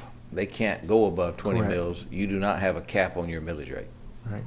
And it's correct, because we've lowered the millage rate twice in the last 4 years or 5 years. 4. 4. Okay. So with those numbers that were stated earlier, that means the savings to the county would be less. Is that correct? Savings to the resident. Right. Yes, sir. Yes. Okay. I have another 2 questions. All right. Commissioner Reeves. Okay. This is a long question. Okay, you ready? Yes, ma'am. Okay, so can you confirm that remaining opted in with the HB 581 would allow legacy residents to have stability or consistency in their property tax assessments, while also allowing the county to bring in different types of residential properties, higher income residential properties, tiny houses, etc.? That's a really big question. Yeah. So, nobody knows what inflation is year to year. So the metropolitan Atlanta area, because so many Yankees are moving down here, the price of housing has generally gone higher than inflation. So if you stay opted in, the odds are the residents will see less increase in their assessed value. But it ain't predictable. You had that in there, and so it's not, you can't predict what inflation is going to be. And so it'll always go up by at least inflation, provided the tax assessor also raises the price, but it can't go above inflation. So it's not predictable, but it will help them, their price of their home not go higher than inflation each year. Is that okay? Yes. thank you. I have another question for the taxes. Last question. Tax assessor. Come on. Hey, just them. You know I have more questions for you. Okay. Yes, ma'am. Here we go. Okay, so we've had a lot of conversation about the millage rate and about the property taxes, but can you explain the process for calculating property taxes? And then I have a follow-up question for that. Yes, ma'am. So in trying to keep it as short as possible to allow for others to comment, the simplest way is every year we review the date evaluation in the state of Georgia is January 1. So for this coming 2025 year, we'll be looking at the 2024 sales. Based on those 2024 sales, we will then adjust up, down, or leave alone each neighborhood, also each classification of commercial and industrial and other properties like that, based on the prior year's sales. That's the market part. Now, our income producing properties like commercial and industrial properties also have income valuations based on information that we get or they submit. So there's secondary valuations on those too. Is that yes, a roundabout without getting too deep? Yeah, that sounds great. But Okay. can you talk about who sets the formula for the tax assessments, like how that number is calculated to get to the assessed value? Well, it's the sales ratio study, and as I've sent you a little document on, the sales ratio study is something done every year, both in all our classifications. So the formula is basically trying to look at in Georgia, you're taxed at a 40% ratio. And so the optimum assessment level is 40 in the state of Georgia. That means your assessment level is matching what the sales what's going on with the sales. In the past 5 years, as the market has boomed and we didn't know exactly what was going on when COVID actually first started, we have been keeping our assessment levels in the 38.5 to low 39 range, which means on average we're 6 to 10% less than market, because we're using last year's sales. So we do keep anything below 40. We have not been above 40 in my tenure or in my recent knowledge of 12, 13 years in the county. So we have always kept our sales ratio below 40, which is actually in the taxpayers' favor. Anything above 40 would be actually in the county's favor. And we have not had a ratio at that in recent memory. Okay. And then the follow-up question is, does Clayton County, does our tax assessor's office, do we have the option? You mentioned the market value valuation. Does the county have the option, or does the state dictate how we value residential properties? This is done statewide. So it's a generalization formula that all 159 counties do basically the same equations to get to the same formulations. Some smaller counties only have data, and they have to do it every 3 years now, required by House Bill 581. We, in most metro counties, actually assess every year based on the markets because we have decent enough data. But do we have to assess properties every year? We don't have to. I'm sorry, Mr. Walker. We're actually, the House Bill 581 now requires that we appraise properties every 3 years, whereas before it was, you were told to kind of assess every 3. But we keep an eye on everything so that we don't, if we did every 3 years in this market, we would have tax bills jump from 2,000 to 6,000 in 1 year because of the same things, because you would have that kind of craziness. So we do it every year to kind of also reflect if there is a negative market, also keeping up with that trend. So that's why we do it, because of our data. Thank you, Mr. George. One thing I wanted to add to that, the Georgia Constitution and Georgia laws require him to assess at 100% of fair market value, and then you multiply it times 40%, and that's what you levy taxes on. That sales ratio study, if he misses it in a range between 36 and 44, if he misses it in that range for very often, the state makes y'all have a reassessment, and if you don't get it fixed, they impound and you can't get any state grants. So that's the penalty. So he's required to do it. And also, can you say that one more time? Well, the penalty is that you can actually lose certain abilities for grants and all that, but also, if we don't maintain between this 36 and 44 ratio that Department of Revenue requires, you can be also assessed a $5 fine per parcel. We have 90,000 parcels. That's a $450,000 fine. So there are levels both at the bottom and the top that Department of Revenue keep us at, and we try to stay in the taxpayer's favor, but above that level so we don't have any issues with that. Thank you. Yes, ma'am. Thank you. Thank you, Mr. Wall. Are there any other questions at this time, board members? All right, we will now move on to our hearings at this time. Again, ladies and gentlemen, as I call your name, please come up, state your name and your city of residence. The first is Ms. Ray.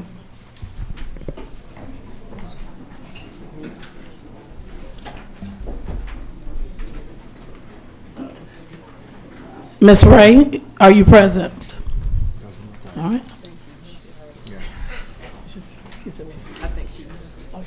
All right.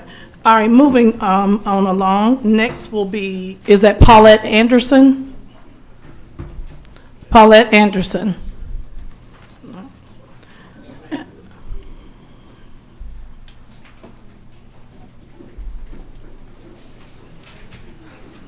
Is it Anderson? Anderson. Okay. Good evening.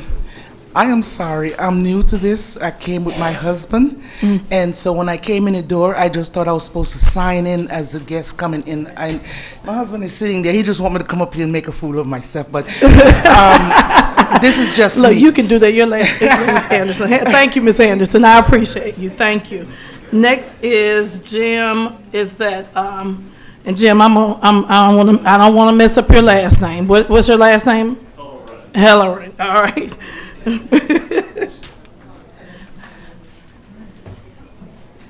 Jim Hellerud, unincorporated Jonesboro. There's a lot of talk about people feeling that they're going to lose out on the exemptions, but I grew up in a state that locked in under Prop 13, and it really limits the cities and the county on trying to run as a business.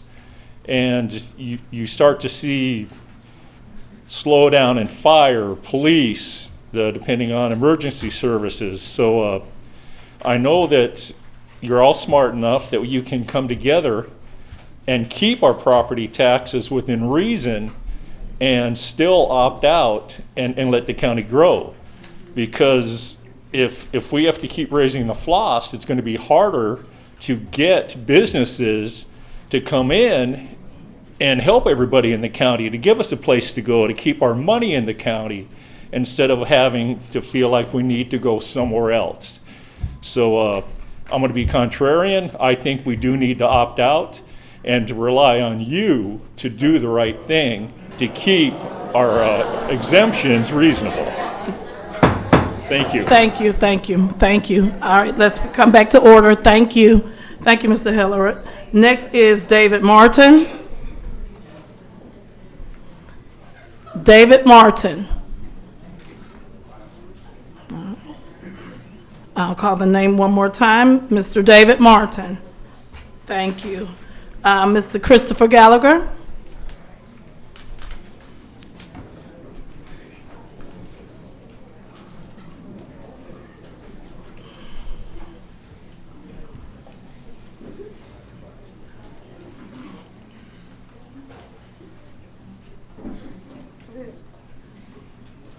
Good evening, Commissioners. Chris Gallagher, Clayton County. I know this is a big proposition there, but I hope that you stop to think there's a lot of people that have worked very hard there. Now they're elderly, they have retired, they've looked at their homes and investments.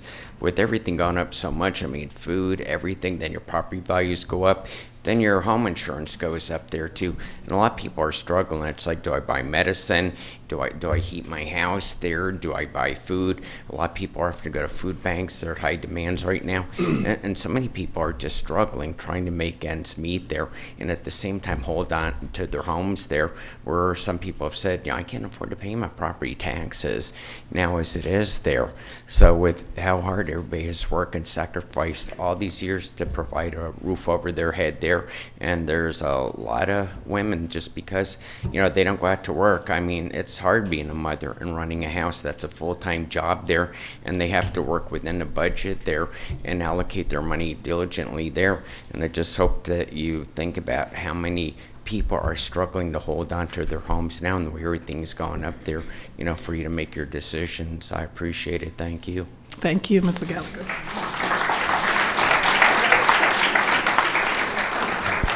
Carol Yancey.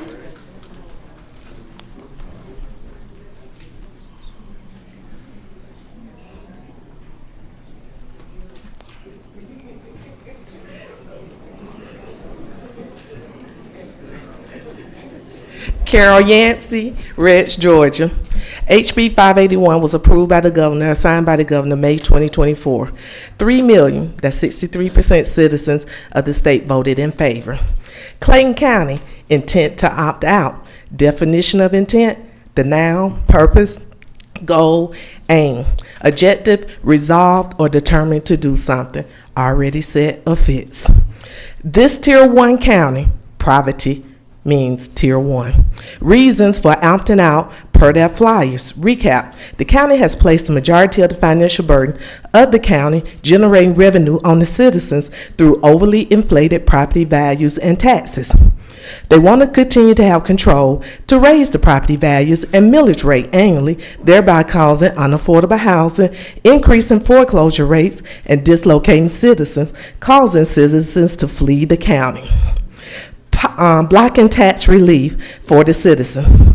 The use of intimidation, deflection, and distraction tactics with words such as home rule, state level control word to instill fear and cause confusions to residents. There are other counties that are opting out, but because they've already taken care of their citizens with some type of floating tax or homestead exemption. Keep the current homestead exemption at $10,000.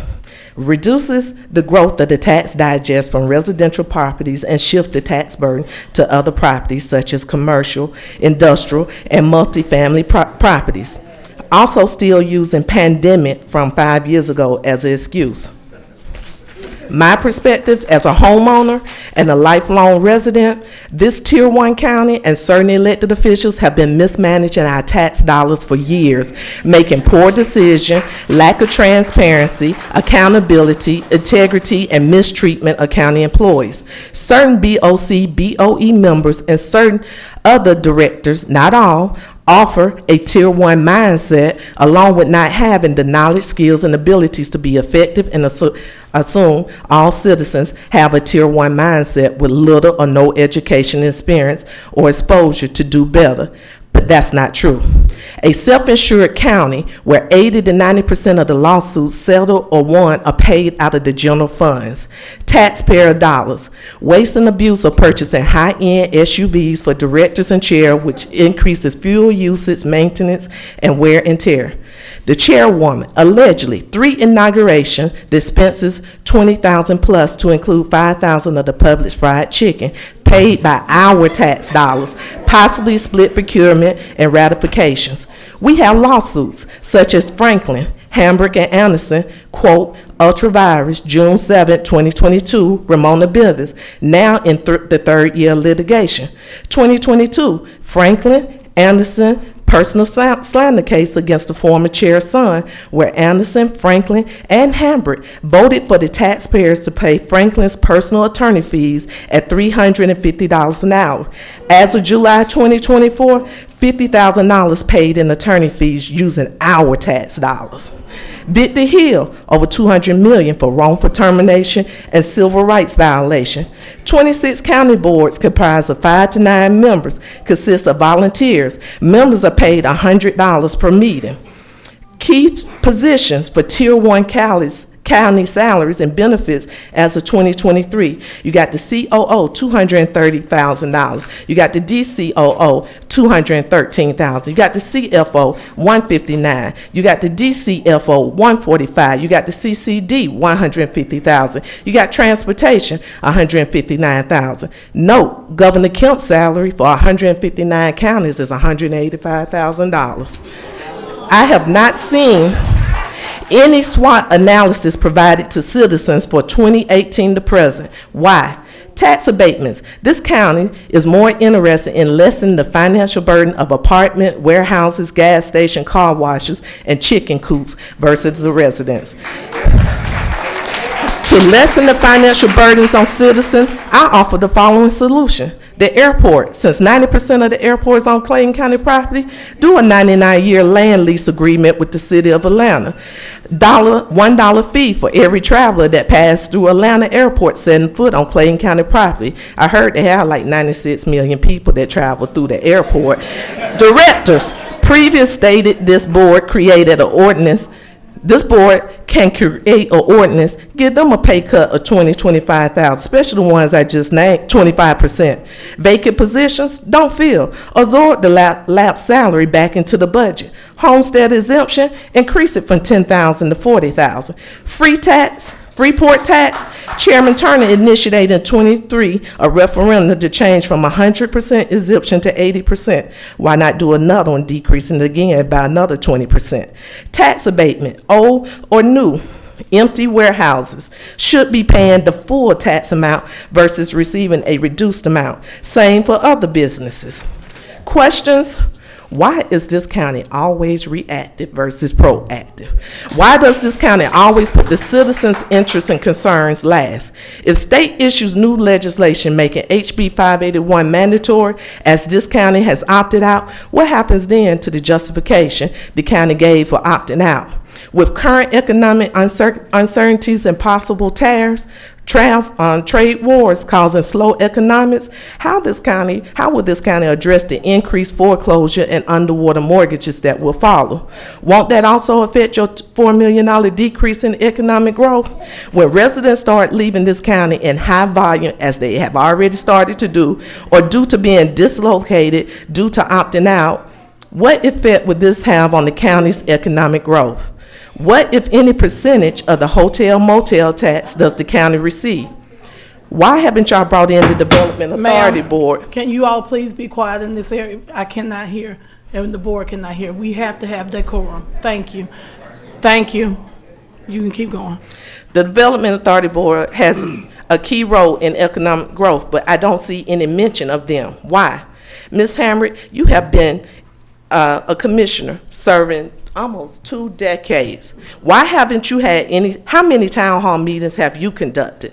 Madam Chair, I have some receipts here from your campaign where you say, managing money wisely, lowering taxes, accessible housing, health care affordability. How does opting out meet your campaign honors?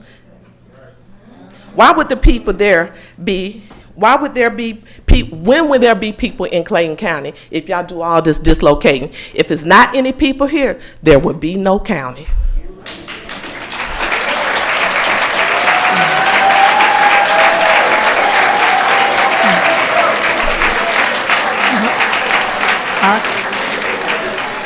Next on the agenda will be, I'm sorry, let's come back to order. Thank you. All right, next on the agenda will be Ms. Christy Tenney. Christy Tenney. One more time, Christy Tenney.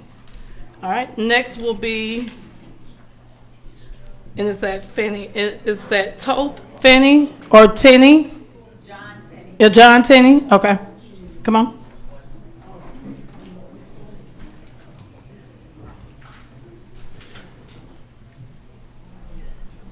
I'm in unincorporated Hampton, Georgia. This is my first time being here, so this is new to me, but I'm enjoying it. To each one of you. Thank you, Ms. Did I get your, is it Tenney? Tenney. Tenney, okay. Yes. Okay. Also a minister here, not no big time minister, but I try to share the gospel where I can. Thank you. I want to just ask you all to have a heart for your people here in this county. Just to plead with you, because everything is hard for each and every one. Everybody's struggling. Nobody has any room to just give anything away. So it's in you all's hands. Y'all have a decision that you have to make, but we will ask that you consider the people, us, because we need you all. And at the end of the day, I don't even like to say that you work for us, but we work for each other. I'm pretty sure many of you may be even residents here. I am also, I didn't come here to ruffle any feathers. I would like to get to know my people. I would like to get to know everyone here while I'm here in Clayton County. But we all got to consider what's going on around the world and do the right thing. Do the right thing. Thank you. Thank you, Mr. Tenney. Next is Marcus Tenney. Okay. Next is Wanda Stevens. Wanda Stevens, okay. Next is Simon, is it Wicks? Simon Wicks? Okay, thank you. Thank you, Mr. Wicks. Next is Juanita Mond. Juanita Mond. Okay. Next is Gregory, is that Tate or Taft? No, it's Tate. I signed Tate. everybody was, my wife is gonna. Okay, thank you.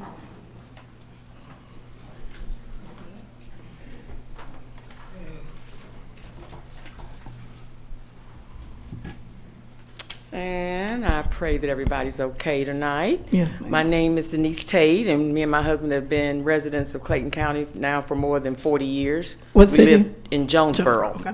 Yes, ma'am. And a lot of the concerns tonight, there's two words I want to say, though.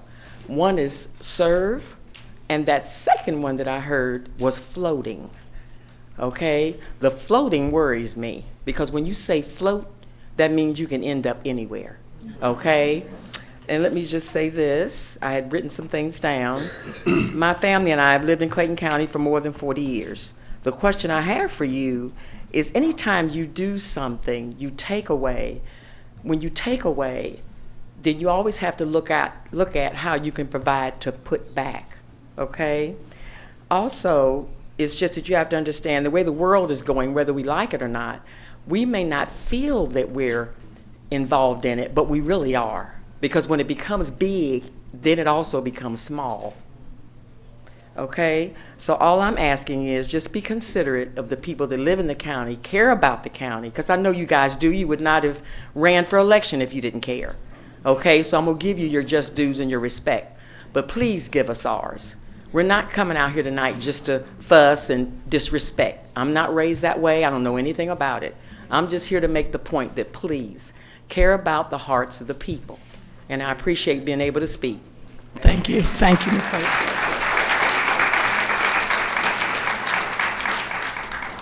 Next is Deirdre Coopwood. Okay. Thank you. All right. Next is Jesse Spivey. Jesse Spivey. All right. And one more time, Jesse Spivey. Next is, and Rhonda, is it Garble? Rhonda Garble. Rhonda Garble. All right. Next is Sean Council. Yes. Is that you, Ms. Garble? I'm sorry? Is that you, Ms. I am. Rhonda? No, I'm Sean Council. Sean Council, okay. I All believe right. she didn't acknowledge being here any longer. Is she here? No, you good. Come on. Okay. Mhm. So, I'm here again before you, commissioners and Madam Chairwoman. There are a few points that I didn't make when I was here the last time, still focused on these taxes. That's my most pressing concern for myself as well as my neighbors, and I think the vast majority of people that are here today. And so, one of the things that I think is really disconcerting is the lack of accountability.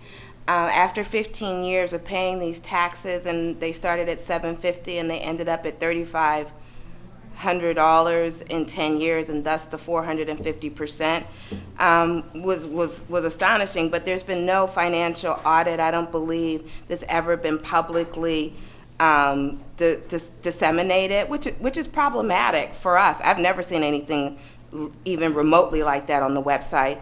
So the minimal accountability is what probably is most troubling for the vast majority of residents. And so we'd like to see more of that. And then when has there ever been an actual audit in the county? Where's the money going? And one of the things that is most distressing is earmarks of outlays of taxpayer dollars without taxpayers having any input or a real feeling that you've done a survey or a study of where this money is going. And then also things need to be at a competitive, be put to a competitive bid. So those are the things that I'm hoping that you're thinking about, and that we have an aging population that cannot continue, including myself. I'm a senior citizen, and we have to be mindful that we don't want to force them into homelessness, foreclosure, and ultimate homelessness. Thank you. Thank you, Ms. Council. Again, Wanda Stevens. Did I call her? All right. David Hamrick. David Hamrick, come on.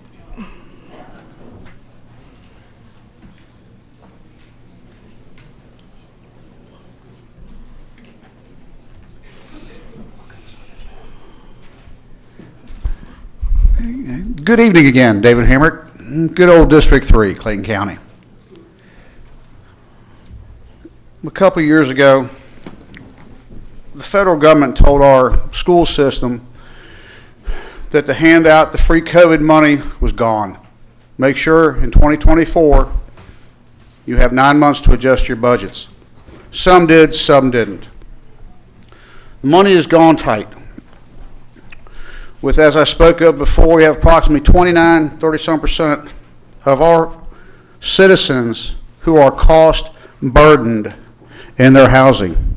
Now, this doesn't matter, it doesn't, whether you're a homeowner or renter, cost burden affects everyone. The one thing I did not see, though, is, of course, like I said, 64,000 Clayton County residents voted for this, 42,000 voted against it.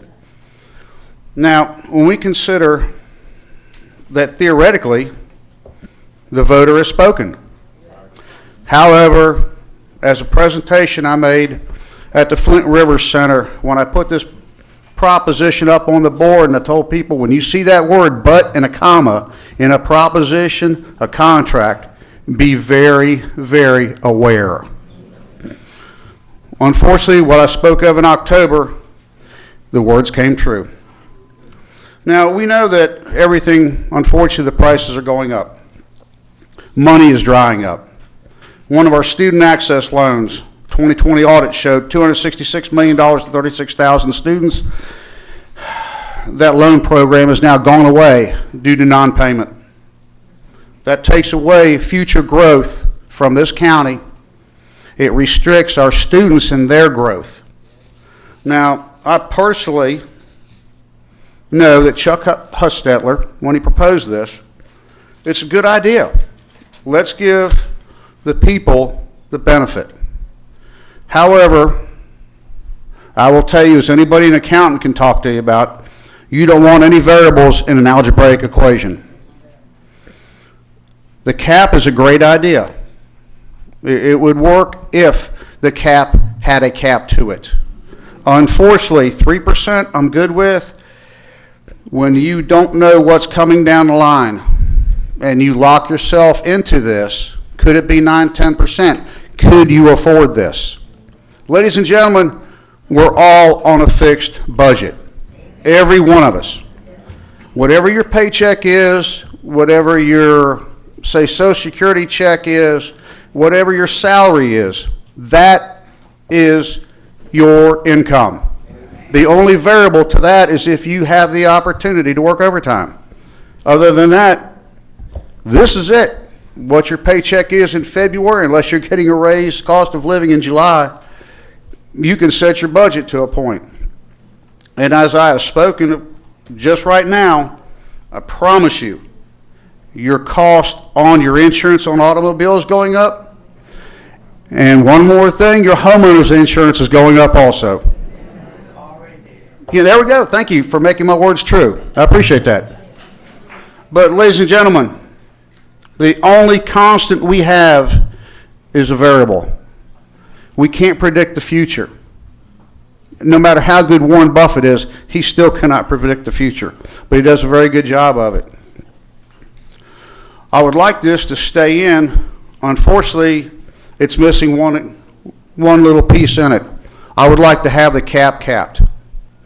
Now, do I want to trust people to guarantee that they're going to take accountability of those who go over budget? No. You know, we've seen people, and as a retail manager, labor is a controlled expense. And if my budget went $14 to $17 million over budget, I would be fired. Instantaneously, it wouldn't even go that high. If I was a couple $1,000s out, I'd be gone. Some people, and I've had to ask this growing up, do you either not know your job or you don't want your job? I would like to see a proposal put forth that our department heads be accountable, and we have every 6 months, I'd like to know where they are on their budget. How much do they have left? What do they have spent it on? We have the tools to do it, I know. Because I was told when I worked at Fleet Maintenance, here's how much money we have left. This would give the citizens a little bit of a better feeling of how their tax dollars are being spent. Would also show transparency and responsibility of the citizens to see if we are being good stewards of the tax dollars. As I said, it's a good proposition. However, lacking that one cap onto a cap, do I want to take a chance on it? It's, you know, you're going to flip a coin. Which is going to hurt you the least? To put it into the hands of people and look at what they've done, or to put it into the unknown? Thank you very much for y'all's time. Everybody, as always, have a great evening. Thank you. Thank you, Mr. Hamrick. Next is Mickey Garber.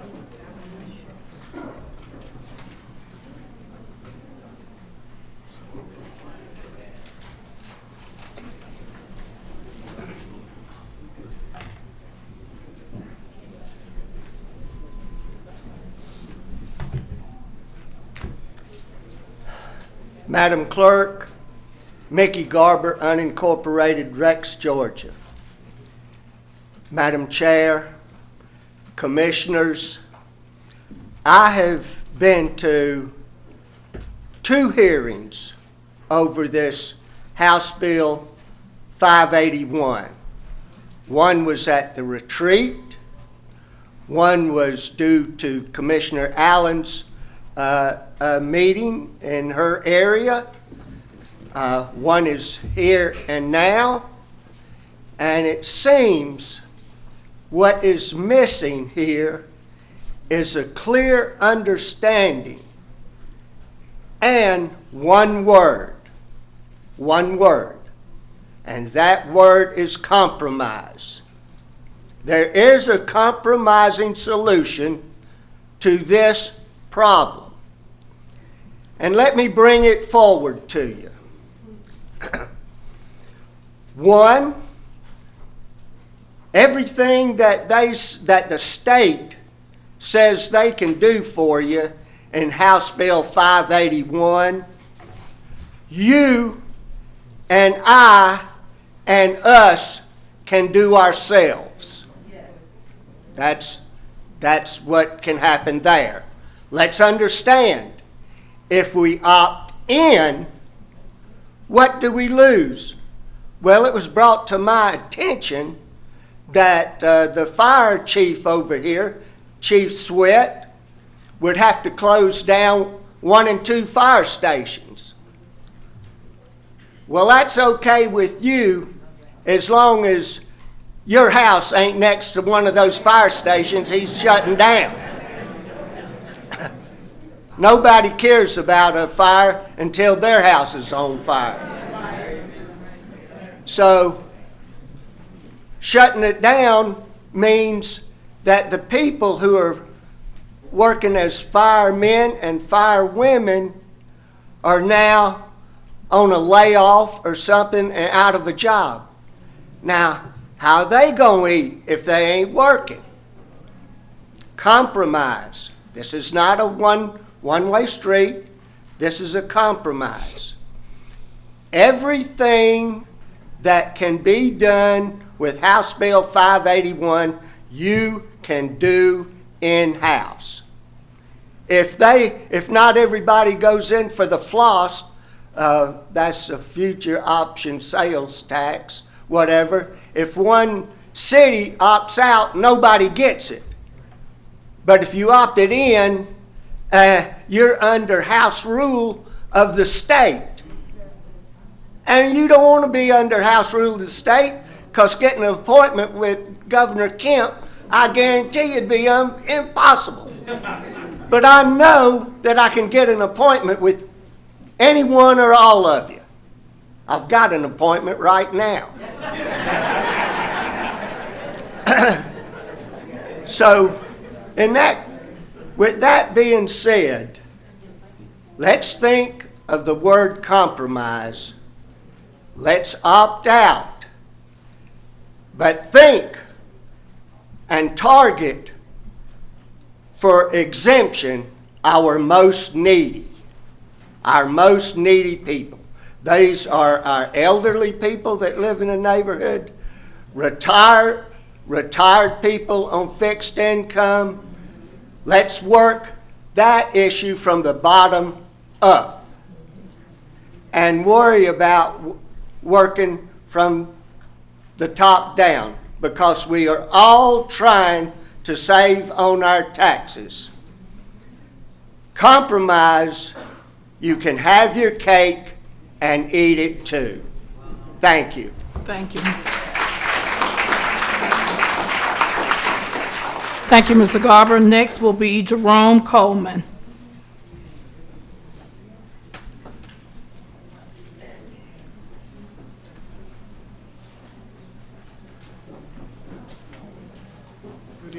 Good evening. I guess my question, I feel that we have to have a major... Mr. Coleman, state your name and... Oh, my name is Jerome Coleman. And city. Unincorporated Jonesboro. Thank you. I think that we need a paradigm shift here. And the paradigm shift is that I'm listening to everything, and I hear the county, the county, the county, the county, as though all of us serve the county. It's nothing about how the county is supposed to serve us. And I keep hearing how we need to do all these things, but I feel like there's no consideration about how these property tax increases are running people out of their homes. If you go to next door neighbor, if you get on Facebook, all of you would know people are panicking and saying they can't afford to go ahead and pay their mortgage, because every time they get a tax bill, their mortgage goes up more. So, and the thing is that I think y'all are really missing the fact, if y'all vote to opt out, you're missing the fact that we don't trust you. There is a complete loss of confidence. Because if we believe that you were going to do the right thing by us, then we wouldn't have a question with opting out. But we don't believe it. I don't believe it, because I can tell you within 4 years, my property taxes went up $3,400 in 1 year. Another year, it went up $2,000. In 4 years, I've had $5,000 that I have to pay extra. Now the thing is that I have to do it or my home is gone. But the thing is, I'm lucky at least. There are a lot of people who are on fixed incomes that are low income. They cannot afford to trust that y'all are going to do right by them. And that's the problem.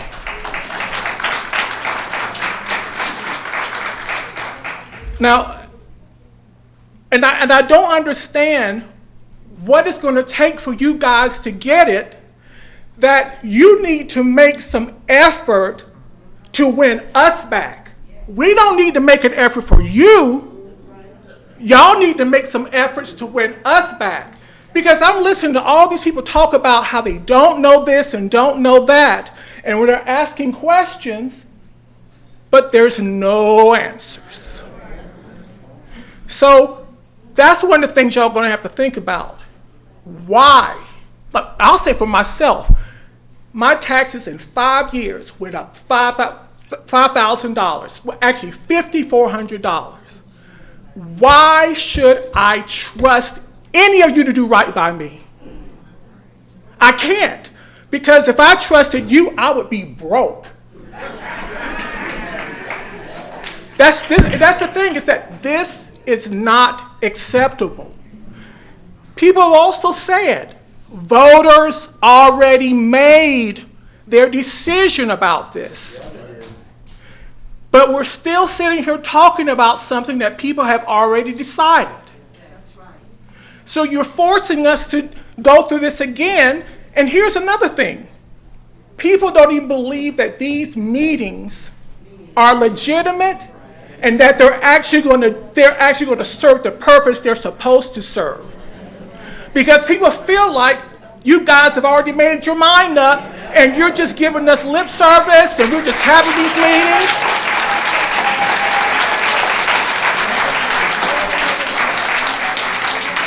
So all of you have got to win us back. And we don't trust you. I don't trust you, because all I know is that this coming year I may see another $2,000 be on my bill. And there's nothing I can do about it. At least if you opt in, I can say, okay, this is where we're going to be. And the thing is, we need to look at budgets. Budgets are not meant to be easy to put together and balance. That's the hard work. And this is what you guys have to do. Like, y'all are going to have to find some alternate ways to bring money into this county, because you need to serve us, because we have a lot of storage units in this town. We've got warehouses for trucks to back up, and people just storing their crap here in Clayton County. Why aren't these people paying more for those properties? We have to pay more, but they don't. So that's what I said, is that you really need to think about what are alternate ways of fixing this, what are alternate ways of finding money, and you need to figure out how to get our trust back where we have confidence in you. And right now we don't. Thank you. Thank you.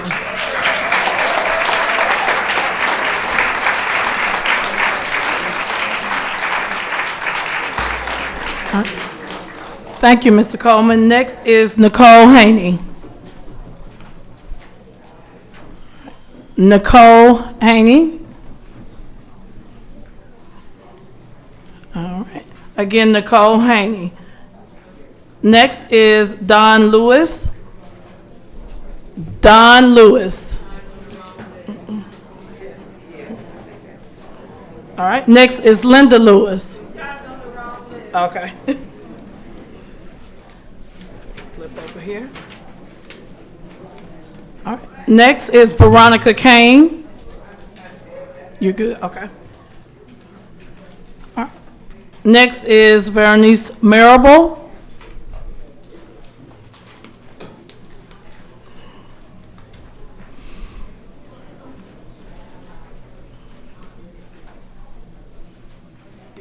Hi, Ms. Marable. Board of Commissioners. I remember appearing before you once before, and it's a pleasure to be here today.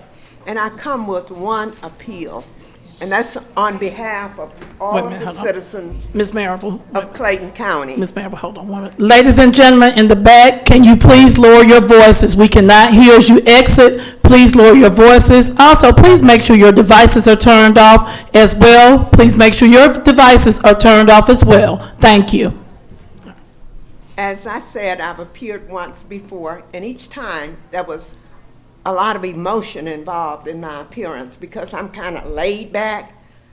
I'm a 41-year teacher, taught for 41 years, and neither of my years did I think I would live to be approaching 81 and afraid I'm going to be homeless because of taxes. I worked three jobs for 41 years. I should be fixed. I should be set, but I'm not because I don't know what to expect. And you know, as your former neighbor, I'll get out and pick up trash. I'll do what needs to be done. So I'm not going to fuss at you about my neighborhood not being clean enough. I'm going to ask you, appeal to you. Think of the Alpha and the Omega.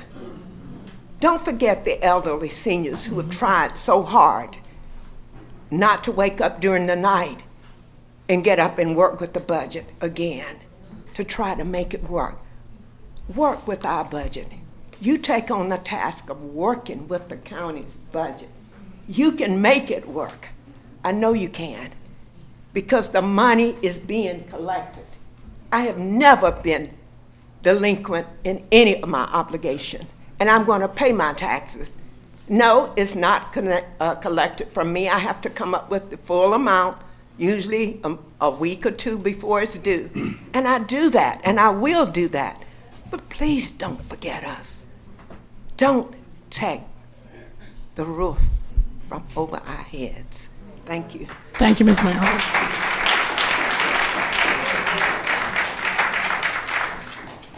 Next is Rhonda Ashley. Good evening, Good evening, Ms. Madam Ashley. Chairman, Commissioner Allen, Board of Commissioners, and the clerk. I am Rhonda Ashley, and I reside in the city of, well, I reside in Hampton in District 3. So I do appreciate the opportunity to come before you this evening, but I'm really not here to try to persuade you one way or the other on House Bill 581, but I will go on record saying I would like to see the board opt in so that future increases are capped by the rate of inflation, which will allow gradual, measured increases rather than the significant spikes we've seen in recent years. I realize some of you are new to the board, and I also realize that the tax commissioner, chief appraiser, and CFO have no vote on this issue. But the failure to timely identify and rein in the issue of high assessments based on market falsely inflated by these predatory investor purchases is the reason we're here today. In recent years, property tax appraisals, assessments, and revenue increased at a much higher and faster rate than homes were being constructed or sold. At the very least, it should have been a red flag for a potential problem when you're receiving much more tax revenue than you're used to receiving from your property taxes, and the amount of new homes being built really haven't increased at a comparable rate. So I mean, like that's flat. It's the same amount of homes. Where's all this extra money coming from? Additionally, I realize that homeowner property taxes are a large source of revenue for the county, and I acknowledge the need for you to have the revenue required to operate the county. But it's incumbent upon you collectively to find the balance that ensures there's adequate revenue to run the county without continuing to price homeowners out of their homes. It's not either operate the county or get property tax increases under control. It's operate the county and get property tax increases under control. And I've simply come before you this evening to say, figure it out. Just figure it out. I've owned and occupied my home for 27 years here in Clayton County. That down market that began around 2008 and those years to follow, which resulted in low property taxes, but for all the wrong reasons. Your home wasn't worth nothing anymore. Like, values just plummeted, so you lost a lot of value in your home. During that time, the county did not become insolvent. If it did, I missed it. Like, at what point in time was Clayton County unable to pay their bills? You had no property, not you, the county had no property tax, I'm not saying no, you had a significant reduction in property tax revenue then. You didn't become insolvent. So, I mean, this whole, I get opportunity. There's opportunity and there's reality. Everybody got to tighten their belt at some point in time, okay? So since it didn't become insolvent during that down market, I'm just guessing that the people in those positions at that time found a way to operate the county from other sources of revenue, maybe cut back on expenses, maybe there were other factors, I don't know. But like, it's kind of the easy way out, it's comfortable, it's what you're used to, we've been doing it this way all the time. It's easier to do it that way than to think outside the box and really challenge yourselves to find out some other alternative way of doing it. So, I mean, I get it, it's a tremendous responsibility, difficult and complex issue, but it's what you signed up for. No matter what side of the issue any of you fall on, if what you decide and implement restores some sense of normalcy regarding property taxes, I don't think it matters how you did it. I mean, like, who cares? Big game coming up Sunday. Does the winning team care that they got 3 touchdowns or they got field goal? All it cares is it's a win. And by a win, that includes the residents. That it has to include the residents because we are the county. And your residents too. We collectively are the county. And of course, the caveat is, of course, it has to be done ethically. You mitigate your risks, exercise some fiscal responsibility, and due diligence in the process. And this is the one thing I want to say. Or related to House Bill 581. One thing that I haven't heard discussed at all, and this is for another problem, another day down the line. How do you intend to make, how does the county intend to make homeowners whole for the excess property taxes we paid in recent years due to these erroneously inflated values? Yep, somebody owe me some money. Okay. So and I'm just going to use my home, and I'm not saying that's representative of the county, but this was not a random, this was widespread throughout the county. So those recent years' appraisals and the value of my home, they're already baked in. Like, you say it's worth this much. It is now because the market will bear that, but it wasn't worth that much for the last couple of years. And I've already paid those property taxes. My 2024 appraisal was only an 8% increase over 2023.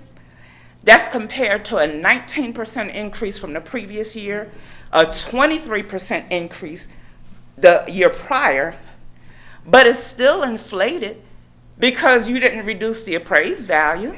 I've still paid more than I should have had to pay. The percentage increase was just a lower, percentage increase, again, was just at a lower rate, but it did nothing for the appraised value. Okay, so let's say, yeah, now the market will bear that and my home is worth that. Fine. Again, how do I get my money back from when it wasn't worth that? And we missed this. Just to give you an example, when I talk about those 19 and 23% highs compared to this recent 8%, in those 4 years prior, those increases were more like 10%. So 2018, year prior, 9%. 2019, the year prior, 13%. 2020, the year prior, 6%. 2021, the year prior, changed 10%. So with that 13 and 6 being kind of like a high and a low, I'm going to throw those out and I'm just calling it 10%. 10% and 19% and 23%. This is like all over, just, I mean, you know, just spin the bottle, any number, what number you like, you know. What came out in cash 3 last night? Let's use that. I mean, you know, it's just erratic and it's not sustainable. So it's like now that we're at a point, like I said, where the market can actually bear that, and homes are worth that, because thanks to the shenanigans of these investors, they've driven those values up. So I mean, I'm in a good equity position, and it would be more than compensated if I sold my home and I could get my money. I had no intention of selling my home, because where am I going? Where can I afford to buy anything? So I have to, it's a common sense thing for me. Whether I want to or not, I have to stay in my home. It'll be paid off in 3 years. Where am I gonna go? So at any rate, what I'm saying is, in addition to you deciding what direction you'll take on House Bill 581, you owe it to the homeowners of this county to make it right. And you need to find a fair and equitable way to do so. You're not going to satisfy everybody. Somebody's going to be for, somebody's going to be against. Give it back to me. No, I don't want it. But you need to consider, once you get through this hurdle, some type of offset or an exemption that you can apply or credit to future assessments until you've made us whole on stuff that we shouldn't have paid in the first place. Like, you cannot, I'm not saying you cannot, you cannot, okay? Let's just be clear. You cannot just say, my bad, and walk away. Because in essence, what you're saying is like, yes, there was a widespread problem, and now that you're aware of it, you're identifying and qualifying these outlier sales to prevent it from going forward. We're not going to avail ourselves of the option to put something in place to limit future increases so that they're capped at the rate of inflation in Georgia. We'll just continue to assess them in the manner that we have in the past, and those increases just won't be as high as they've been. And by the way, we're not going to correct or adjust anything to compensate you for the excess property taxes you've paid in the last 2 years. That's not acceptable anywhere under private sector, the government, state, federal, local, whatever. So I'm just here to say, like, you guys have to figure it out. Like, it's more than even accountable at the ballot. You might not even want to run after this. I mean, you might not even want those positions anymore. But you gotta figure it out. And if you don't want to if you don't feel you can, for me personally, it's early in the term. If you want to step down, I'm okay with that. But all I'm saying is, literally, I'm saying either you're leading the way or you're in the way.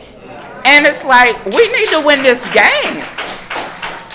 We need to win this game. Like, this is nothing that when we get to a next election, like, it doesn't really matter what else happens. If you fail in this, you've corporately and collectively failed as a board. And I'm sorry.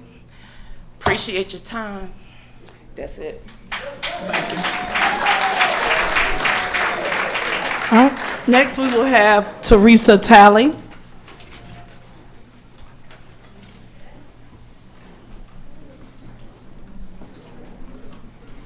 All right. Ms. Talley, Teresa Talley.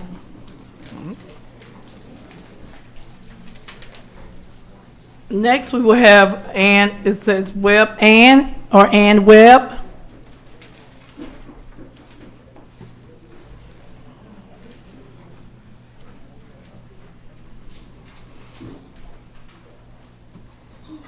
Okay, good evening, everyone. My name is Minister Ann Webb, and I am from unincorporated Ellenwood.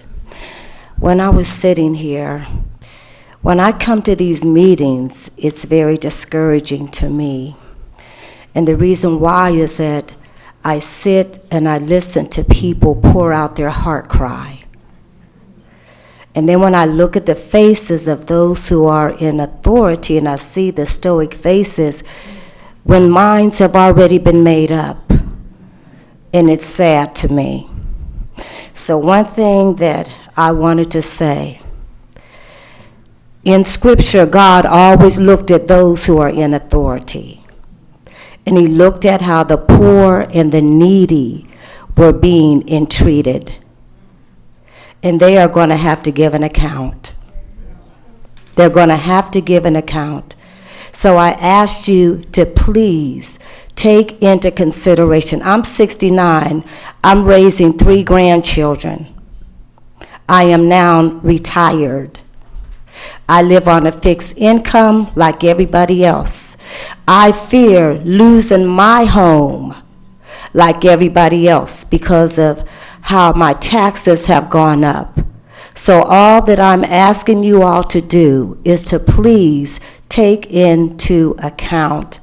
I'm asking, don't sit there with our minds already made up, don't matter what you say. Because people are coming up here and they are afraid. They're pouring out their heart cry.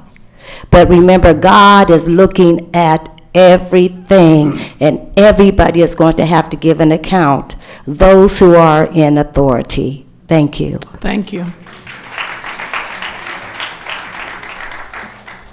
Next is Stella Goring.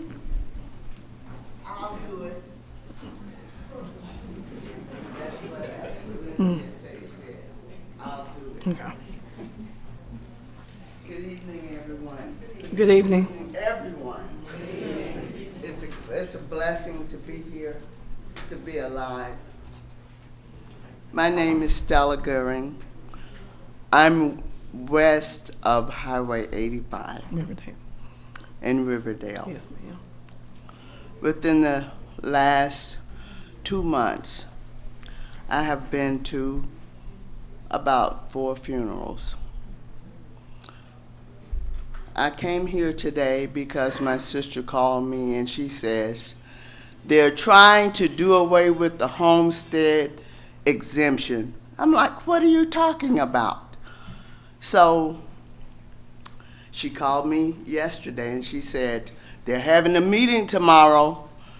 And I'm like, I thought they had a meeting. She says they're having a meeting tomorrow. So I'm here because of my sister. And we're all family here tonight. We're all family of Clayton County, Riverdale, Jonesboro, Hampton, wherever you're from. Originally, Alabama. That's where I hail. Right now I hail from Riverdale. And I have listened to everyone, from the pastor who did that beautiful prayer, because we all are standing in need of prayer tonight. You as the commissioner, we as citizens, you as citizens. And I wondered, first of all, I said, they're not going to get to my name because I'm somewhere on the 4th sheet, so I knew you weren't going to call me. But I sit here and I watch your faces, and I watch the faces and the heart of the people. And I wanted to say, what made them want to do away with House Bill 581? 581, ma'am. I've been up since 4 o'clock, 3 o'clock this morning. I've worked 10 hours. So I want to know what made you all decide that it is in the best interest of the Clayton County residents to do away with opt-out of House Bill 581. We all know it.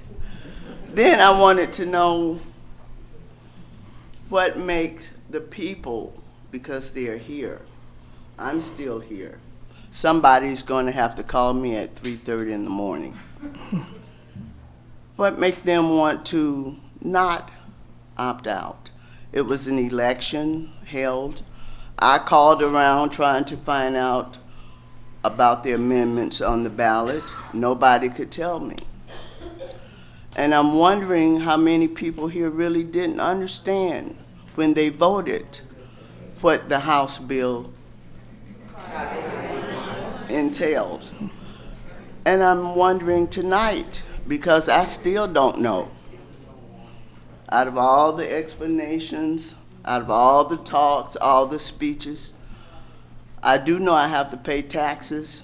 I do know I have cats that I have to explain when I get home that they might have to cut back on their cat food.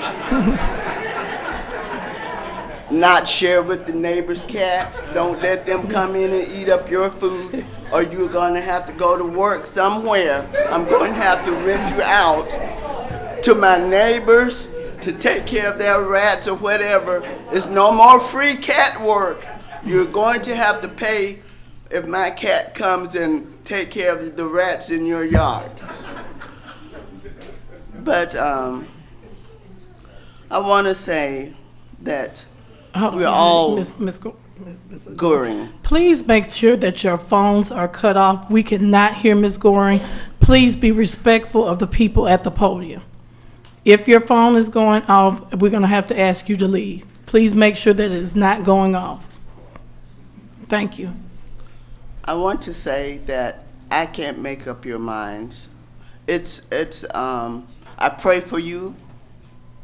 I pray for the people, because you have an awesome task. You have to go home, 6 different people, and come together on one accord. You have to go home and you're going to try to remember my cats. And you're going to try to remember what each person said. It's impossible. It's impossible. I will say I'm praying for you, because the Bible say pray for those who are in authority over us, that we might have peace. And I think we all want a little peace, because there's so much confusion. Confusion over how many dozen eggs you can get at the grocery store. Confusion if they even have the eggs at the grocery store. Confusion over my kids. They're down to 1 egg and not 2. You can't get 2 eggs anymore. So people have decisions other than this to make. And I pray every night for everybody, for this world, for this country. It's not just us. But then it is just us, because we have to be responsible for our own homes, our own houses. But yet and still we have neighbors. We have people in other states. It's not just here in Georgia. It's all over the country. People don't know how to pay their bills. They want to. I'm still working because I have bills to pay. And I know my taxes are going up. I don't know about the homestead, how it's going to affect me. I want my money. Y'all know that. I want my senior. You know when you go to the grocery store somewhere and they say, you're a senior? I want my money. I earned every gray hair I have in my head. I have earned it because I have worked all of my life. From a child, 3 years old, we picked pecans in Alabama. A lot of people, all of their lives, they have worked. So now they want to be compensated with a little piece in their life. So there's a very wise book that I read. I don't read it as much as I ought to. It says, in all thy ways, acknowledge him, and he will direct our path. If my people who are called by my name will humble themselves and pray, seek my face, not mine, his, turn from their wicked ways, then I will hear. God hears. I will forgive their sins, and I will heal their land. So if I have anything to say tonight, I would like to say thank you. Thank you to each one of you, because you have an awesome job. You ran for an election. You were obviously persuasive because you won your seat. So there, for some reason, the people saw something in you that they checked your name instead of somebody else's. Then you have the people here who said, Okay, the other person who didn't get picked, they weren't saying what I wanted to hear. So we have to come together. We have to come together. Pray for one another. Lift each other up. I can't tear you down. I can't, because I don't know what you're going through. I don't know what was on your mind. You don't know what's on their mind. But I do know that one way or the other, because it is an issue now, there has to be a decision made. So I stand here tonight praying for everybody, leaving no one uncovered, because we're not promised tomorrow. We're not promised when we leave here that we're going to get home. So I'm praying once again for you, praying for everybody here. And God bless us all. Thank you. Thank you, Ms. God Goring. bless you. All right. Next is Karen Rawls. Karen Rawls.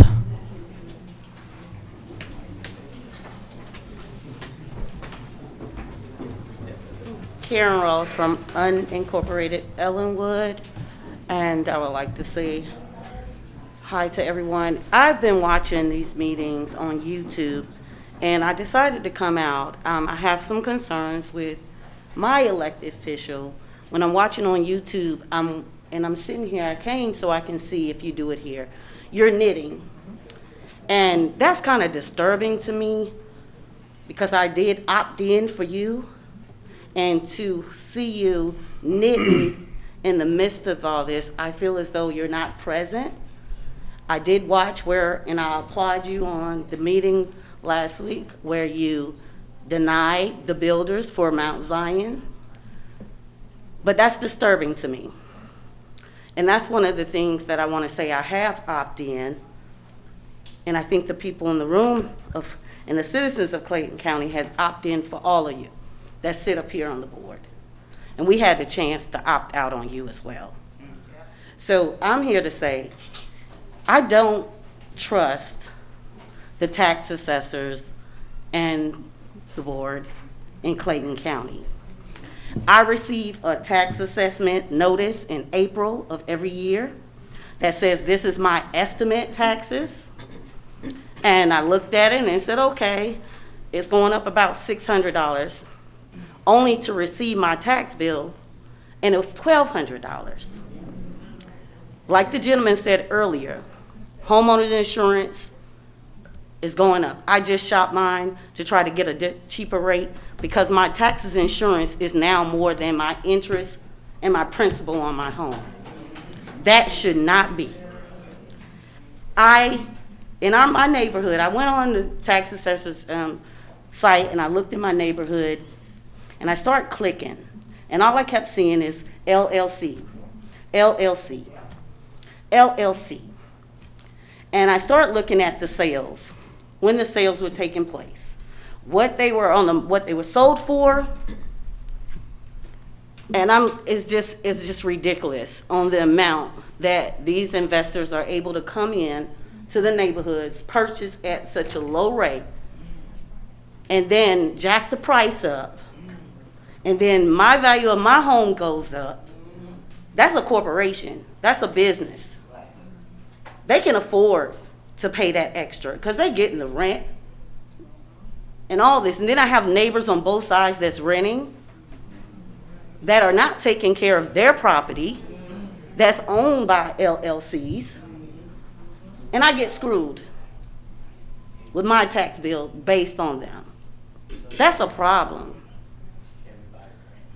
I feel like these meetings are just formalities, just for y'all to just hear, and I'm looking at everybody with the stoic. I understand y'all want to be attentive, but there's like no emotion.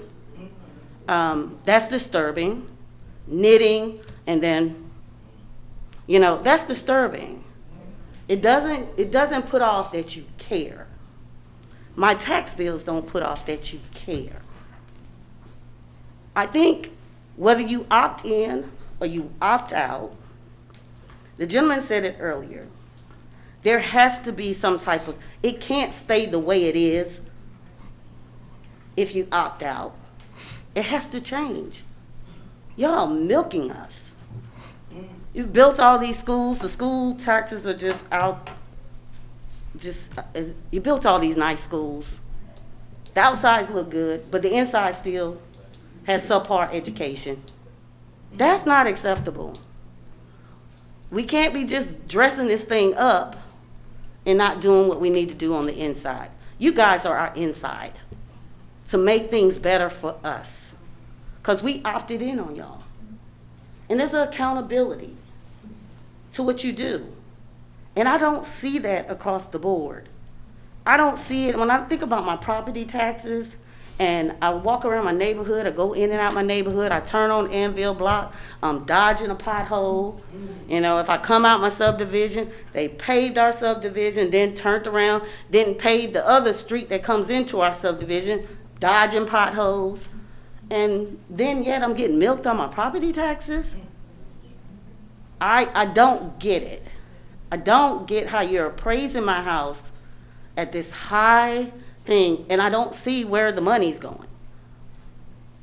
Okay, you got my money, but where is it going?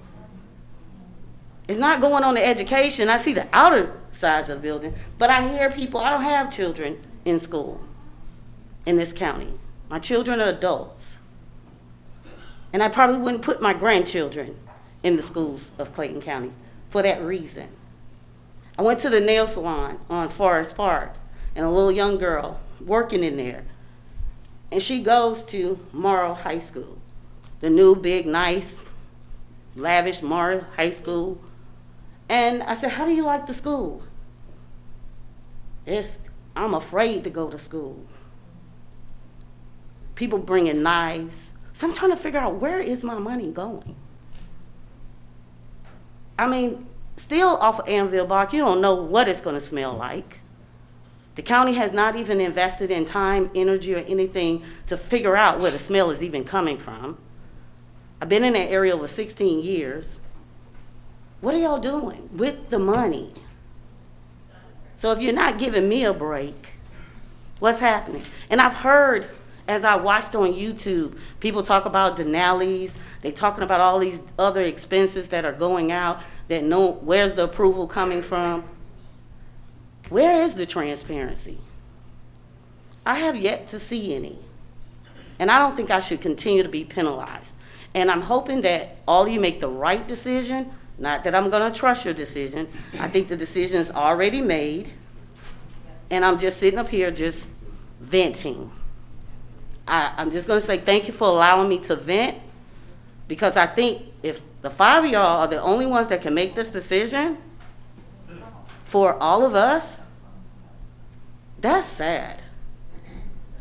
Especially after we voted for it, which that was a gimmick too, to put something on the ballot and then not really clearly say whether you can opt out and all this other stuff, and to come out, find out later that, you know, we have to have all these 3 meetings just so y'all can inform us, but not really tell us what your decision is. Right now, this minute, no one can tell us what the decision is, even though y'all already made up your mind. And when I look at the numbers, and I like the creative wording that they put on here, the opportunity cost versus saying profit or loss, you know, that's just like the estimate on my tax bill. It's an estimate number that may or may not occur. And then you can come back. The same way we opted into you guys, and we don't know what the hell we're gonna receive, excuse my language. Thank you. We don't know what we're gonna receive. That's the same way if you opt in for that, you don't know what you're gonna receive. We're doing all this stuff, and everybody's willy-nilly flying by the seat of their pants, and no one can give any strong foundations of what's gonna happen. But I do know this,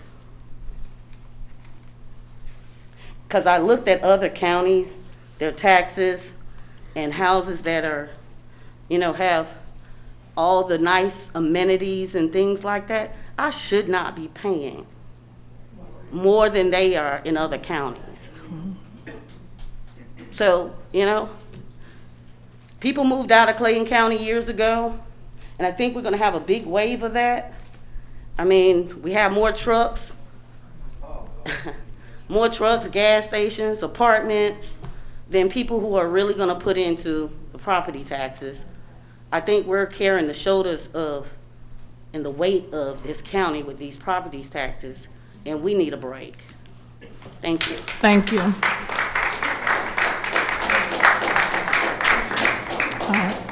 Board members, this ends our HB 581 hearings.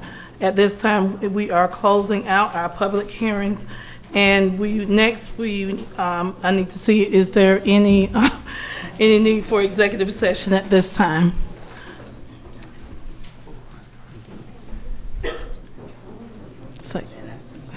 Yes. All right, I need what do we need executive session for? Litigation only. You said what now? Litigation only. Okay, I need a motion to go into executive session for litigation only. So moved. All right. Second. All right, any discussion? All in favor say aye. Aye. All opposed? All right, the ayes have it and the motion passes. Thank you. Okay, at this time I need a motion to reconvene. So moved. Can I get a second? Second. All right, in discussion? All in favor say aye. Aye. All opposed? Any abstention? And the ayes have it, the motion passes. Thank you. All right, I have one settlement agreement between Derek Dwayne Cody, the County Board of Commissioners, the County Sheriff's Office, relating to an incident that occurred on July 15th, 2023, concerning an altercation between, or some injuries that occurred within the jail, and that is in the amount of $25,000, and authorize the Chief Financial Officer to amend the budget to reflect the appropriate revenue source and expenses required under the agreement. Thank you. I need a motion at this time, ladies and gentlemen, to approve. I make a motion that we approve the something. Agreement? Yes, thank you. All right, can I get a second? Second. All right, all in favor say aye. Aye. All opposed? Any abstentions? Abstention. All right, and please state your reason for abstaining. Conflict of interest. Thank you. All right, the motion passes, and at this time, I need a motion to adjourn the meeting. So moved. Second? Yeah, any discussion before we adjourn? Y'all sure? All in favor, say aye. Aye. All opposed? Any abstentions? The ayes have it, and we can go home. Thank you.